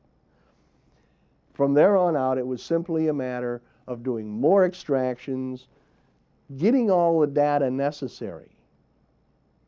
We were now able to identify it in the tissues. Now, investigators had to determine how the chemical was introduced into the victim's body. More than a year after her death, the victim was re-exhumed and a new autopsy performed to look for a likely site of injection. It revealed extensive bruising on the left. These injuries told of a hard fall. The right side was uninjured, except for two curious marks, one on her shoulder, one on her wrist. These two bruises represented the faint tracks of a killer's needle. They had been overlooked before because no one suspected that a needle was used in the crime.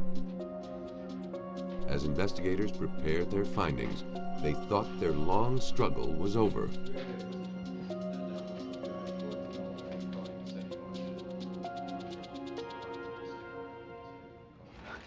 Scientists in Sweden thought they'd found the weapon that killed Shannon Davis in Michigan. Through sheer diligence, they perfected a way to isolate traces of deadly SCH from human tissue. The jubilant team told investigators that they could now arrest the suspect, David Davis. We told Don Brooks, and we told him back there, we got it. Get him. Can't do that. The method has not been scientifically evaluated yet. The success of their test relied on an experimental method for preparing the tissue sample. Before a new forensic technique can be accepted in the courtroom, other scientists must evaluate it. The process can take years. But because of the gravity of the case, Carroll's findings were reviewed and published in a matter of weeks. Scientists had successfully proven that SCH had a role in the death of Shannon Davis. Brooks's theory had proved correct. According to the prosecution scenario, Davis set out to kill his wife on their way home from the Britons. He tied the horses, then went after Shannon with a syringe, injecting her twice with the lethal drug. For that second injection site to be delivered, she would probably have had to have been paralyzed at that point because it was precisely right on the vein. This bruise up here was probably as a result of the struggle while he's injecting her, while she still had some life in her. And that's how I think it. You know, once she goes to the ground and collapses, then he can pick her up and drop her onto this rock, and that will create the effect of falling from the horse. It was a cleverly thought out plan, undone by the scientific method. Davis staged what he thought was the perfect crime. The only problem was the perfect murder weapon was no longer so perfect. David Davis was convicted of first-degree murder and sentenced to life without parole. Brooks suspected that Shannon Davis wasn't the first person whose death by SCH poisoning was overlooked. But because of this case, hopefully, she's one of the last. And so to be a part of an investigation like this, where the medical field, basically, or the information about succinylcholine in the medical field has been rewritten, that's kind of a nice thing to be a part of. It's impossible to know how many more victims have been killed silently by people they trusted. Poisoners may never lay a hand on their victims, but with advancing forensics techniques, it's getting harder to escape without leaving a print.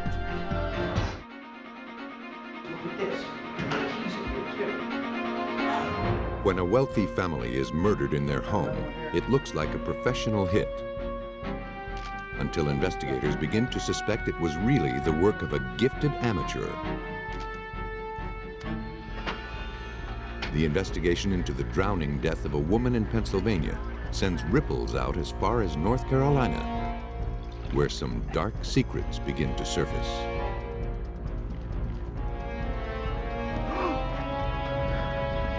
Detectives on the case of a murdered woman get more than they bargained for when they uncover a sinister family business. Every family has its problems. Every household has its secrets. But when the skeletons in the closet are real, forensics is called upon to get to the bottom of those family plots.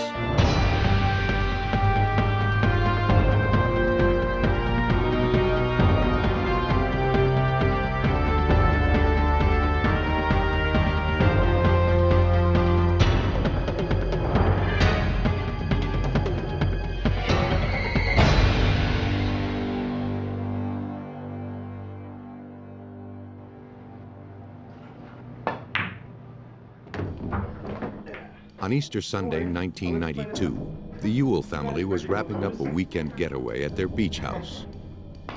Dana, a 20-year-old college student, bade farewell to his older sister Tiffany and his parents, Dale and Glee. Dana stayed behind to spend the evening with his girlfriend's family, while the others made the 200-mile trek back to Fresno. See you home. Have a nice flight. It was the last time Dana would see them alive. 2 days later, when he couldn't get his family on the phone, Dana called a neighbor to check on the house. The neighbor, accompanied by the Ewell's housekeeper, made a gruesome discovery. Mr. Ewell lay dead on the floor. He appeared to have been shot in the back of the head. As investigators from the Fresno County Sheriff's Department searched the house, they realized that Dale wasn't the only victim. His daughter Tiffany and his wife Glee were also found dead. Like her father, Tiffany had been killed execution style, ambushed with a single bullet to the back of the head. But Glee had known what was coming. It seemed that she had tried to run before bullets to the back and shoulder stopped her. The gunpowder residue on her sweatshirt told investigators that the killer had then fired into her body at close range. Based on the condition of the victims, investigators knew that the Ewells must have been killed almost immediately after they returned from the beach 2 days earlier. 5 spent slugs were collected from the crime scene. 1 more was found in Glee's body. In the master bedroom, investigators found an opened box of 9mm ammunition and an empty gun case. The owner's manual showed that the missing weapon was a Browning 9mm pistol. Since much of the house was ransacked, detectives first theorized that this was a burglary attempt gone awry. But the evidence didn't support that theory. No, it's like an amateur job. There was no forced entry. Many valuable items, including Dale Ewell's gun collection, were left in the home. Rather than use pillowcases to collect the loot, bed sheets were laid out and loaded up with worthless items like audio cassettes and coins. To homicide detective John Souza, even though the killers slipped in and out without notice, it just didn't look like a professional burglary. A good burglar searches dressers and stuff by starting from the bottom and going up. That way he has to never have to close a drawer. He opens the bottom one, he searches it, he opens the next one, and they all stay open. Where here was a combination of everything. There was no pattern at all. The crime had been planned out to a T. Though many neighbors were in their backyards on Easter Sunday, no one noticed anything strange at the Ewell house, nor had they heard gunshots. Given the amount of forethought that must have gone into the murders, detectives could not discount a professional hit. Nor could they overlook the prospect that someone might be coming back to finish off the sole family survivor, Dana Ewell. He returned from school and met with investigators. If he feared for his life, he was hiding it, along with his grief. He's been just told that his family is dead, all his family. There's not a tear. And it just amazed me. I'm going, well, I'll give him the benefit of the doubt, maybe he's in shock. He told police that his mother had once worked for the Central Intelligence Agency. His father, who owned an airplane dealership, had a reputation as a ruthless businessman. As Dale's $8 million fortune grew over the years, it seemed likely that he'd made some enemies. Investigators delved into the family's personal and financial background, probing for dark secrets. None were found. Glee's history as a translator with the CIA was uneventful, and though many people seem to have disliked Dale Ewell, none had a motive to kill him and his family. What's this? Our lab technician. Dana was asked to inspect the house, keeping an eye out for anything missing. As you can see the blood stains here, but we're not sure whose blood that was.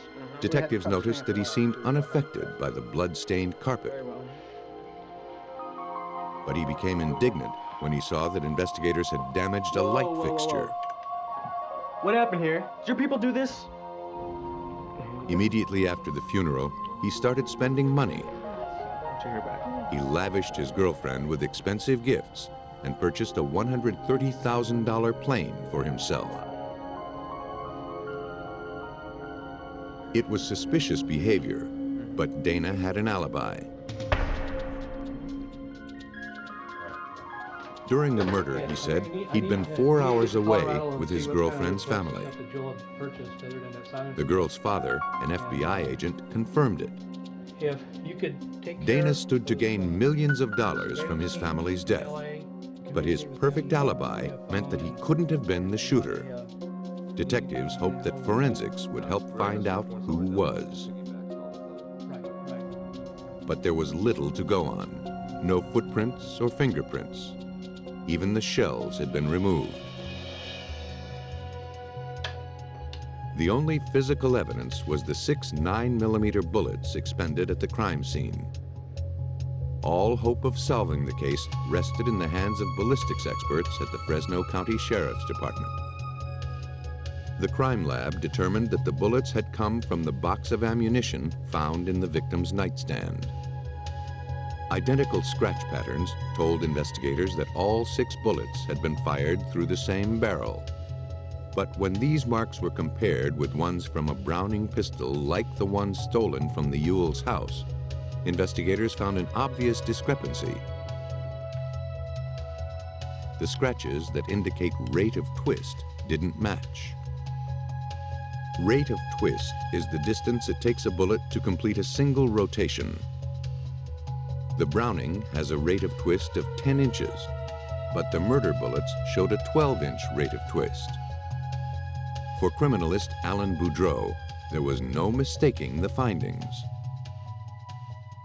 To me, that finished the issue. It's not a Browning pistol that fired the murder bullets.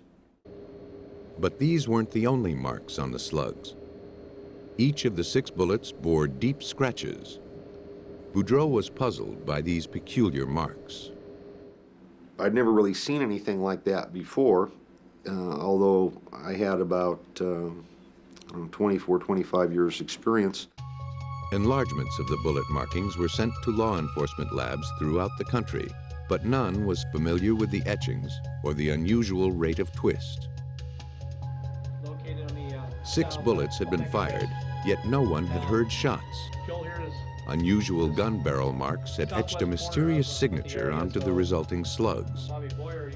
This suggested that the weapon had been modified, perhaps by a silencer. But the Sheriff's Department had little experience with them. I've never come across where someone had used a silencer. Silencers not, I mean, they're used and you see them on TV a lot, but I think it's more movie drama than actually in real life. Silencers are not used in crimes, and so that was kind of unusual in itself. Before, Souza had only theorized that murder was the motivation. If a silencer had been used, he now had the physical proof. You got a silencer, you got a killer that came to the house to kill people. That was the sole purpose. After their ballistics analysis, investigators studied the microscopic residue from Glee's sweatshirt. It's common to find gunmetal residue near close-range shots, but this one contained an unusual mix of rubber, steel wool, and bright yellow fibers. The forensics team couldn't identify the source of these materials, but knew that they had somehow been used to modify the weapon. Their findings corroborated the silencer theory.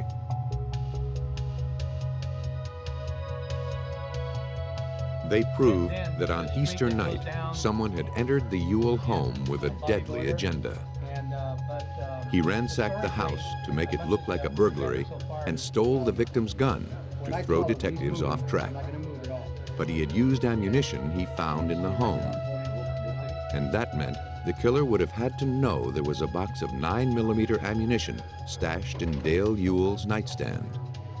Only a handful of people had intimate knowledge of the house, and 3 of them were dead. Detectives probed more deeply into Dana's background. College classmates at Santa Clara described him as a preppy, clean-cut loner, obsessed with wealth. So it was odd, they thought, that he'd been best friends with a student named Joel Radovsich, who was nearly kicked out of school for stealing furniture. Joel seemed defensive with investigators. He told them that he barely knew Dana. His whereabouts on Easter Sunday could not be confirmed. Look, I already told y'all I know. I don't know anything about it. Surveillance on Dana showed that Joel moved into the Ewell home 2 months after the murders and lived there until the following October. During that time, Dana paid his friends bills and treated him to thousands of dollars worth of helicopter lessons. Yet when Dana was asked about Joel, he denied knowing him. Detectives had caught both young men in a bald-faced lie. They needed to find out what else they might be lying about. More than a year after the triple homicide of a wealthy Fresno family, detectives still didn't have enough evidence to prove that Dana Ewell and Joel Radovsich were involved. And the pair was well aware of that fact. When Dana returned to Santa Clara the following spring, they communicated only through beepers and payphones. Dana was skilled at dodging the detectives. Dana was always looking over his shoulder, very cautious. He would go to the Jet Center in San Jose Airport, and they had insulated booths, payphone booths. And most of the calls were from those. And you couldn't even stand outside the booth and hear what was being said. Joel wasn't as careful. He was overheard telling Dana that he was worried about what the investigators might have on them. Unfortunately, it wasn't enough to tie the young men to the murders.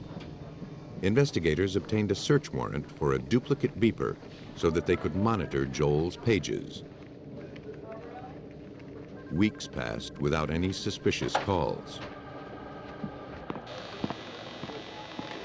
Okay, find out who it is. Then, in October 1993, Joel got a page from a man detectives knew very little about.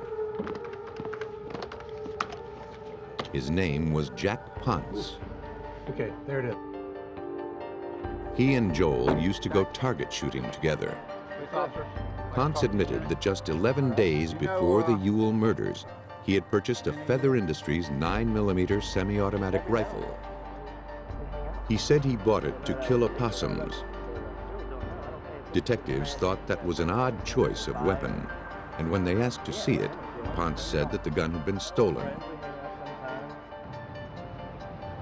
If investigators could somehow tie the missing rifle to the bullets and residue from the crime scene, they'd be able to connect Radovsich and Ewell to the triple homicide.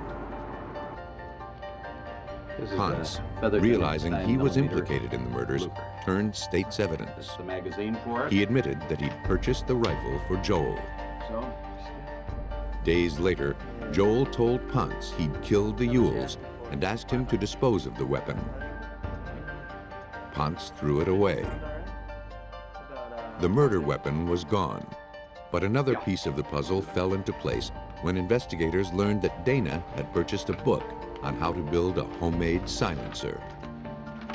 I purchased the same books that he had purchased, and brought them home, and of course I gave them to Alan Boudreaux and says, make a silencer per this book.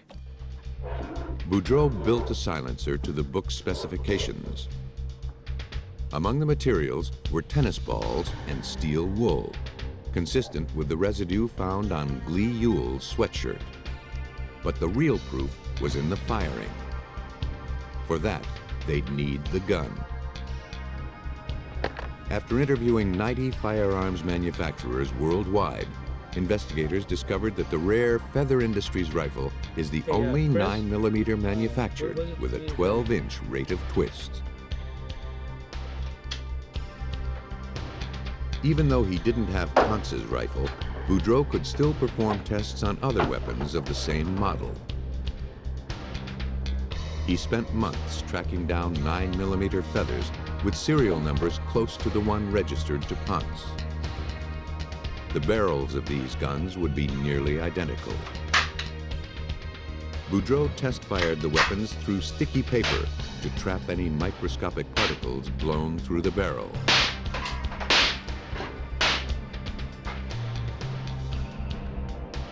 This trace evidence was compared to the residue found on Glee Ewell's clothing. The unusual yellow fibers, the rubber particles, and the steel wool were an exact match. And it was not difficult to reasonably conclude, yes, there is tennis ball material on Mrs. Ewell's sweatshirt, and it's consistent with the silencer that I constructed based on the information from Detective Souza. The test bullets closely matched the characteristics of the murder bullets. The rate of twist was correct. The deep scratches were nearly identical to the murder bullets. And finally, the gun extruded the same residue as was found near Glee Ewell. No other type of weapon could have matched so closely. In March 1995, nearly 2 years after the murders, arrest warrants were obtained for Dana Ewell and Joel Radovsich. Here's the plan. Based on their extensive investigation, detectives had finally pieced together the whole story. Hungry for his father's fortune, Dana conspired with Joel a year in advance to shoot his family and make it look like a burglary. In exchange, Dana would split the $8 million inheritance with him.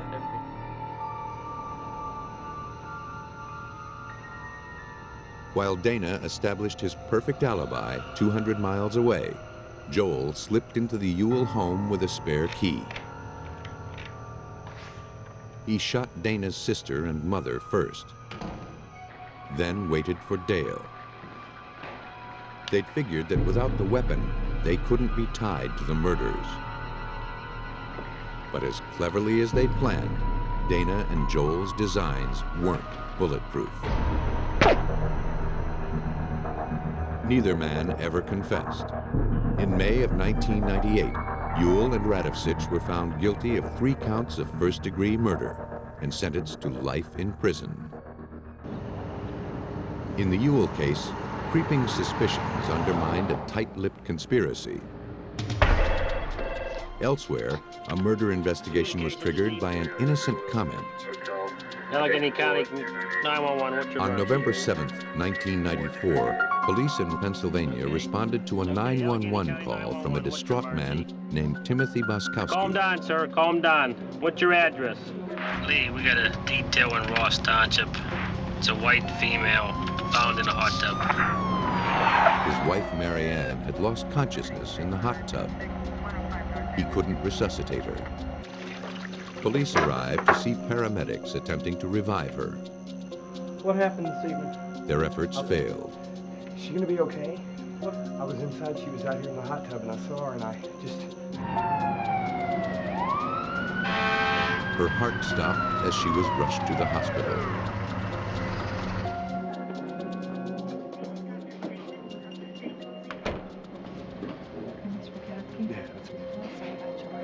The 35-year-old woman was pronounced dead on arrival.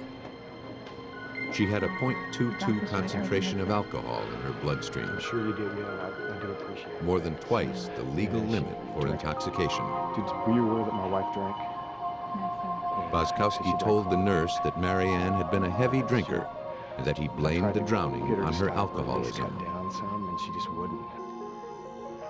You got it? In Allegheny County, cases of accidental death are police matters, so technicians process the scene.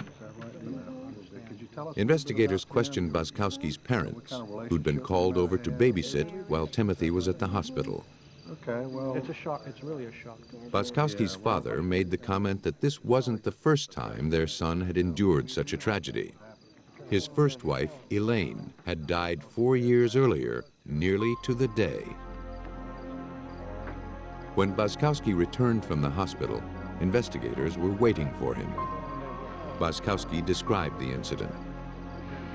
Throughout the day and into the evening, he estimated that Mary Ann drank between 13 and 15 cans of beer. Around 11:30 that night, the couple downed a bottle of wine. Mary Ann was an alcoholic, her husband said. Boskowski claimed that Mary Ann stayed in the hot tub after he got out.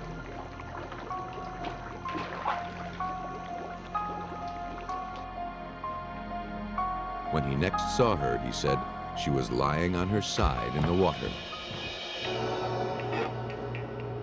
Detectives searched the house. They found beer in the refrigerator and a bin of empty cans. But these cans were completely dry inside and had obviously been collected over several days. Cans that had been opened that evening would have still held some liquid. The evidence contradicted Boskowski's claim that Mary Ann had consumed beer after beer well into the evening. They also learned that a friend of Mary Ann's had spoken to her on the telephone for an hour and a half earlier that afternoon. The friend said that Mary Ann didn't seem drunk. The more detectives learned, the more they suspected that Mrs. Boskowski's death was no accident, but a case of deadly deja vu. If Mary Ann Boskowski was murdered in her hot tub, detectives in Pennsylvania had very little physical evidence to prove it.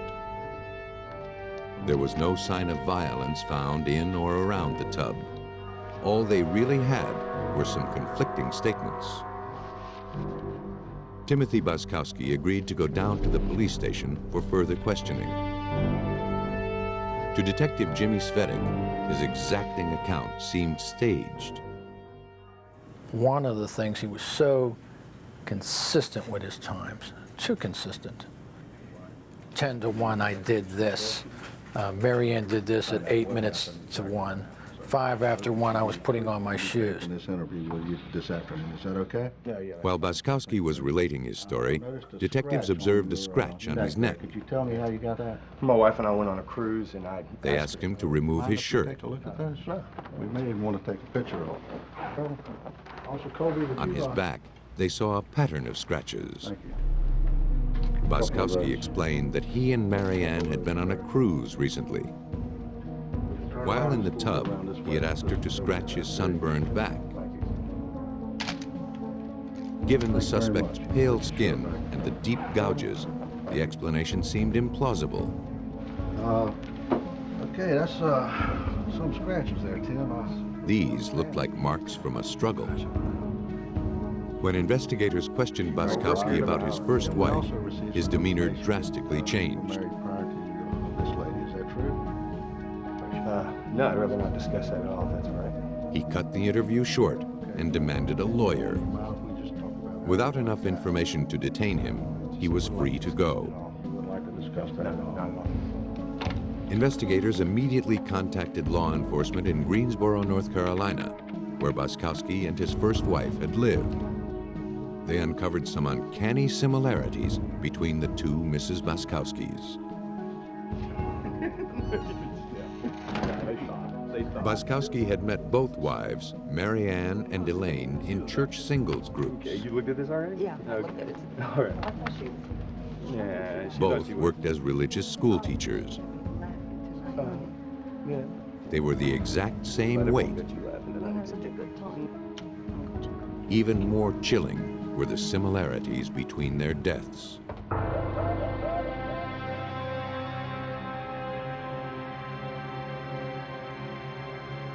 According to North Carolina police, Boskowski had called 911 on a Sunday night in November, just as he had done in Pennsylvania. Paramedics arrived to find Elaine on the bathroom floor with her husband attempting CPR. Okay, so we're here. Can I ask you a few questions about what happened last night? Sure. Boskowski claimed that his wife had been drinking heavily that evening, fell unconscious in the tub, and drowned. Do you know where? Okay, you're listening to music. Was that on a tape? Though detectives in North Carolina were suspicious, they didn't have enough evidence to disprove the husband's account. So you performed CPR? Cause of death was left blank on the death certificate. Boskowski was never charged. I tried to get her to stop, but I mean, Now, 4 years later, detectives in Pennsylvania were faced with the possibility that their case would end the same way. To bring it to trial, you need more than just suspicion. You need a case. You got to put the evidence together, and everything has to be there. And they just didn't have what they needed. Though the bizarre circumstances of his wife's drowning deaths pointed to foul play, it would be a challenge for investigators in Pennsylvania to differentiate an accident from a murder, especially when there were no witnesses. Unless Marianne's body had a compelling story to tell, Boskowski would have just washed his hands of another suspicious death. The autopsy began with an inspection of the body. There was no evidence of external trauma, just a few fresh bruises. But the bruising wasn't enough to disprove Boskowski's story. The paramedics might have caused them. The body was next examined for signs of drowning. To Allegheny County Coroner Cyril Wett, it was evident that something had cut off Marianne's breathing, but it wasn't water. These lungs were not wet and heavy at all. And if she had drowned in this tub, I believe that there certainly would have been a fair amount of water into the lungs. The victim had sustained hemorrhages in her eye and the back of her tongue. The muscle tissue of her neck had sustained deep bruising. All of these were telltale signs of death by strangulation. The coroner concluded that after a rough struggle, someone had wrapped his hands around the victim's neck and squeezed the life out of her. The findings in Pennsylvania caught the attention of John Butts, chief medical examiner of North Carolina. He wondered if Boskowski's first wife, Elaine, had also been asphyxiated 4 years earlier. The autopsy reports showed no indication that she was, but the original examiner might have missed the telltale signs, enabling Boskowski to get away with murder. Elaine's body had been long buried, but photographs remained. Investigators hoped they'd be enough to rectify a grave oversight. 4 years after Elaine Boskowski died in her bathroom, investigators in North Carolina finally had their chance to prove that she'd been murdered. Medical examiner John Butts noticed a strange mark on one of the photographs taken at her autopsy. One of the important pieces in the puzzle of this case involved some distinctive bruises that were present on Ms. Boskowski's lower chest, upper abdominal region. This was the set of linear or elongated bruises that are illustrated in this photograph. These parallel bruises, called railroad tracks, matched the shower door railing in the Boskowski's bathroom. At autopsy, their significance was overlooked. But knowing how Timothy Boskowski had allegedly killed his second wife helped Butts find clues to the death of his first one. She was literally squeezed to death. This bruise was produced when this woman's abdomen, upper chest region was pushed or compressed down onto the shower track. And again, it was our feeling or our conclusion that that's actually the mechanism of her death. Based on what North Carolina investigators had turned up, detectives in Pennsylvania looked for more similarities between the two cases. They learned that both of Boskowski's wives were planning to leave the marriage. Neither had yet canceled their life insurance policies that named their husband as beneficiary. It seemed Boskowski felt that killing his wife would solve his financial and romantic problems.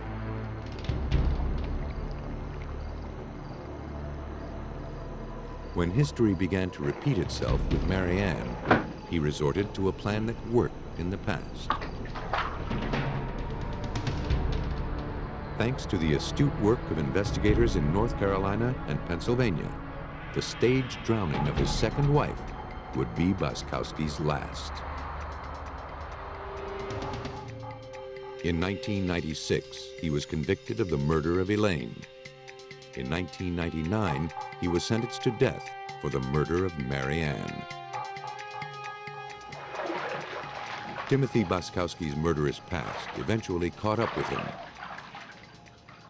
In New Jersey, police again would have to look backward to solve a death in the family.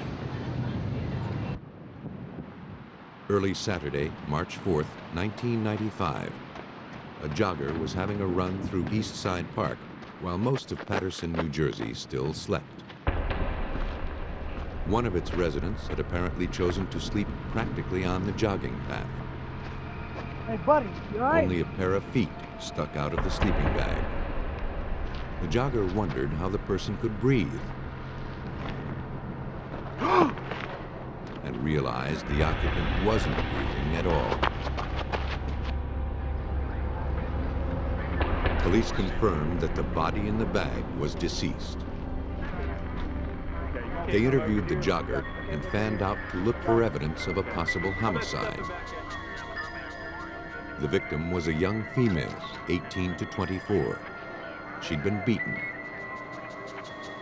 The sleeping bag interior was blood-stained, but not soap, suggesting she was stuffed into it afterward, probably to move her to this spot.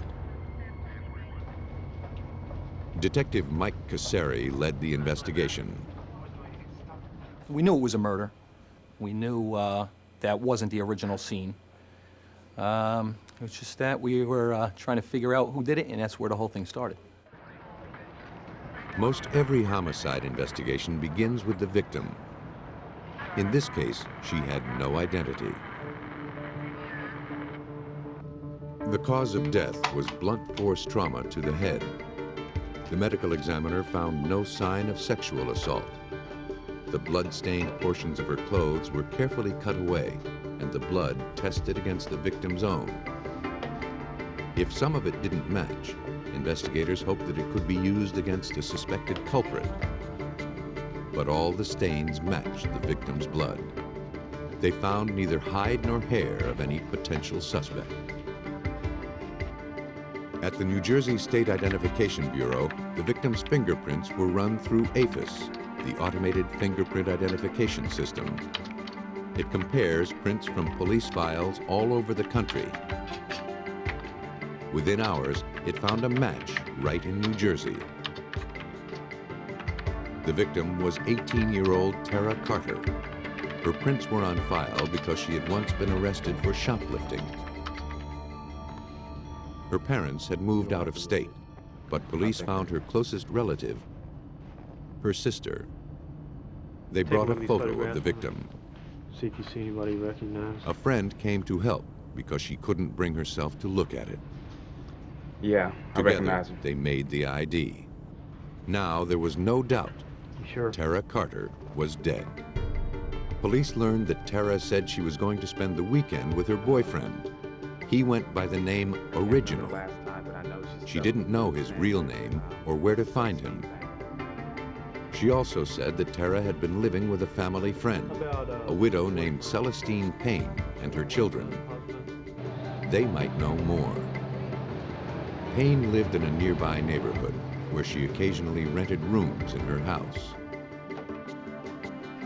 Police paid her a visit. Celestine offered to help in any way that she could. She directed us to the bedroom area where Tara slept with her two daughters.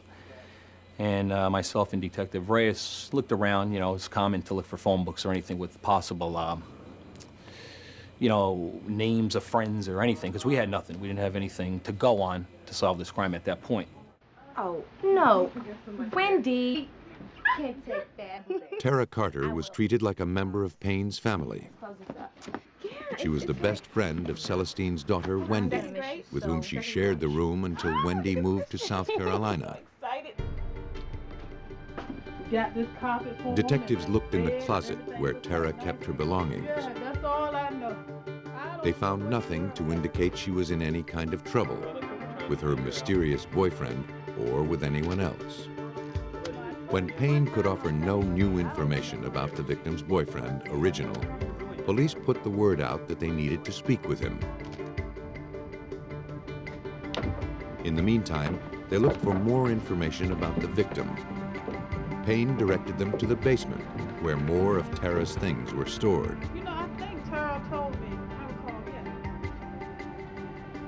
They didn't know what they were looking for until they found it. In one area, drops of blood dotted the basement floor. Detective Reyes automatically told Miss Payne not to touch anything, you know, that it's possible that the crime happened here. And she again said, well, if it happened here, I want to know about it. This is my house. See these drops right here? The amount and position of the blood droplets raised suspicions, but didn't suggest that this was the murder scene. Investigators weren't sure what the drops meant. And you could see a dripping stain coming down from the rafter. Directly below it was a stain of blood, which indicated that it's possible blood may have dripped from the upstairs into the basement. You need to go back upstairs and look there. Celestine Payne gave her consent to a more thorough search of her house. She said, I want to know about it. Whatever it takes to figure out, you guys do what you got to do. While the forensics team was dispatched, detectives continued their investigation. They headed back to the victim's closet, which turned out to be directly over the blood-stained beams. They found blood on the wall and floor of the closet, along with blood-stained women's underwear and other garments. It looked like bloody murder, but investigators had to be sure. Can you hand me the club bar, please? Samples were collected and sent to the New Jersey State Police Central Lab, where genetic markers in the blood were scrutinized. These proteins, inherited from our parents, don't change. Though not as precise as DNA testing, genetic marker testing is often sufficient because certain markers are more rare than others. Senior forensic scientist Cynthia McSweeney analyzed the samples from the closet. And I was able to determine that this blood stain was consistent with only 3% of the black population. That 3% included the victim, Tara Carter. The evidence proved that she had met her death inside the house. Well, we just got a few questions. Celestine Payne accompanied detectives to the station for questioning. Yeah, She told them that she last saw the victim at 11 a.m. on Friday, March 3rd, the day before her body was found. Tara said she was going to run errands. Celestine and her son had errands of their own to run and were gone most of the day. How did he get out in the backyard? When Celestine returned, a man named Charlie Pincham was waiting on the porch. Pincham used to date Celestine's daughter, Wendy, before she moved away. And he was in the habit of stopping by Celestine's house and hanging out. She didn't know where he lived. Because he might have committed the crime while the Paynes were away, Charlie Pincham's name was added to the suspects list. While Celestine answered questions, investigators combed her house for more clues. Besides the bedroom closet, traces of blood were found in the kitchen. The drain pipes were removed and the traps emptied to see what might have accumulated there. Almost 100 articles of evidence from there, including blood drippings, swabbings. Took the sink apart and removed, later turned out to be skull fragments inside the sink trap, the toilet. There was some hair and matter found inside there. From there, the whole thing exploded. The investigation took off. By now, the victim's boyfriend, Original, heard police were looking for him and presented himself, along with an alibi. He was off the suspects list, at least for now. That left the equally mysterious Charlie Pincham and the grieving Celestine Payne. But detectives didn't know where Charlie Pincham was, and the forensic evidence didn't necessarily place Celestine Payne at the scene when the murder occurred. This wasn't the first time police had been to Payne's house. While reviewing the case, Detective Sergeant Ronald Humphrey remembered a prior incident. There was a guy stabbed maybe about a year and a half before that, Eugene Cooper. I remember Eugene living there, but I never got to interview him. He was in intensive care unit at the hospital on a stab wound, and we couldn't get to speak to him. Upon Cooper's release from the hospital, he refused to press charges and disappeared. Now, 18 months later, detectives tracked Eugene Cooper down to see if there was a connection. Cooper told them that while he lived in the house, Celestine wanted him to sign his life insurance policy over to her. He didn't do it, but let on that he had. Soon after, Charlie Pincham attacked him. He said that at the time he got stabbed, Charlie was the one that stabbed him, and Celestine Payne had put him up to it. Cooper didn't go to the police because he was frightened and wanted to put the whole ugly incident behind him. He picked out Pincham's photo from some mugshots. Because Cooper implicated him in this stabbing, it was more important than ever to locate him. Now that Eugene Cooper was talking, he had a lot more to say. And the case took another unexpected twist. He told police that Celestine had set several fires at her house for the insurance money. He also admitted that he helped Celestine move a body, but it wasn't the body of Tara Carter. Tara Carter had been found dead in a sleeping bag, and the investigation into her murder began to disclose other skeletons in Celestine Payne's closet. Hey, honey. According to Eugene Cooper, the death of Celestine's husband, Alfonso, years earlier, may not have been accidental. Prior to his death, Alfonso Payne had been suffering from severe hypertension and gout. He was being cared for by his wife, Celestine. In 1991, his body was found in a field across town. At the time, Alfonso's death was considered to be accidental, that he was doing drugs, wandered away, and collapsed. Now, 3.5 years later, Eugene Cooper told New Jersey police that he'd helped Celestine and her children dump Alfonso Payne's body on the other side of town. With Cooper's new information, detectives pulled Alfonso's medical records and autopsy report. They found that before his death, he had been too ill to even get out of bed, let alone get across town. The autopsy showed that the drugs in his system at the time of death weren't those prescribed for his medical condition, but high dosages of 5 kinds of tranquilizers and antidepressants, all prescribed for Celestine. Hey, can you lift the bed up? Yeah, sure. Investigators had enough to get another search warrant for Payne's home. They found that besides the policy on her husband, Alfonso, and for fire damage, Payne also managed to get one on Eugene Cooper, even without his signature. It appeared that Celestine Payne may have killed her husband, and once again, insurance seemed to be the motive. They also found a policy on Tara Carter's life. Looks like a couple of insurance This was policies. strange because, like Cooper, she wasn't related to Payne. The policy provided a possible motive, Eugene Cooper, I don't but not recognize enough that evidence to arrest Celestine for murder.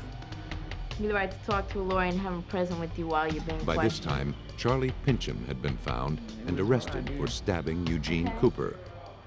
Eventually, he admitted to it. saying that Celestine Payne put him up to it. Okay. Then, investigators asked him what he knew about the Tara Carter murder. He said he was there and tried to stop it, but Celestine Payne killed her. That's the only reason I did it. Afterward, he admitted helping her move the body, using a car she rented. They had what they needed to arrest Celestine Payne. Put your hands behind your back. Then they tracked down the rental car. Cynthia McSweeney tested the trunk for traces of blood and found nothing. But her job wasn't finished. Her tests of the liner below the trunk carpet yielded different results. When I analyzed the liner and did get a positive result, I began to think that perhaps the person had tried to clean up the area but had not done a thorough job. As before, a genetic marker analysis of the blood proved it belonged to the victim, Tara Carter. Its presence in the trunk of a car rented by Celestine Payne linked the suspect to the crime. You got a pretty good racket. Despite the evidence, she flatly denied any wrongdoing. I know he lied. Like He many wanted me to- women No, who he kill, wanted me she to hoped sleep her with him, but I charm wouldn't could do it. mask her To guilt. talk to a lawyer and have him present with you while any questions. Detective Michael Casari didn't buy it. Decide to answer any questions. Celestine was a devious woman. She would look at you and say, "Child, I didn't do this murder," and almost melt into you. You know, I had nothing to do with this. I would never hurt anybody. And she's using her kids to kill people, including her own father. She's killing her friends. She's killing family people. She's evil. That's the only one word to put, an evil woman. She passed that evil on to her daughter. Oh, no, thank you. Investigators learned that while Wendy pretended to be Tara's best friend, she also pretended to be Tara, at least long enough to sign a life insurance policy in Tara Carter's name. Oh, yeah. Hi, Tom. Have a good night. Once the policy was in effect, Tara Carter's days were numbered. The unwitting victim, lured into a false sense of security in Payne's home, Hair looks so was pretty. marked for death. You look pretty.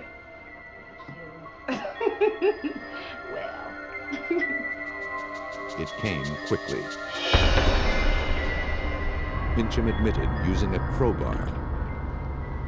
Her body was stashed in the upstairs closet until it could be bundled and moved safely without being detected. Ultimately, the forensics clinched the case, and even Celestine Payne couldn't deny it.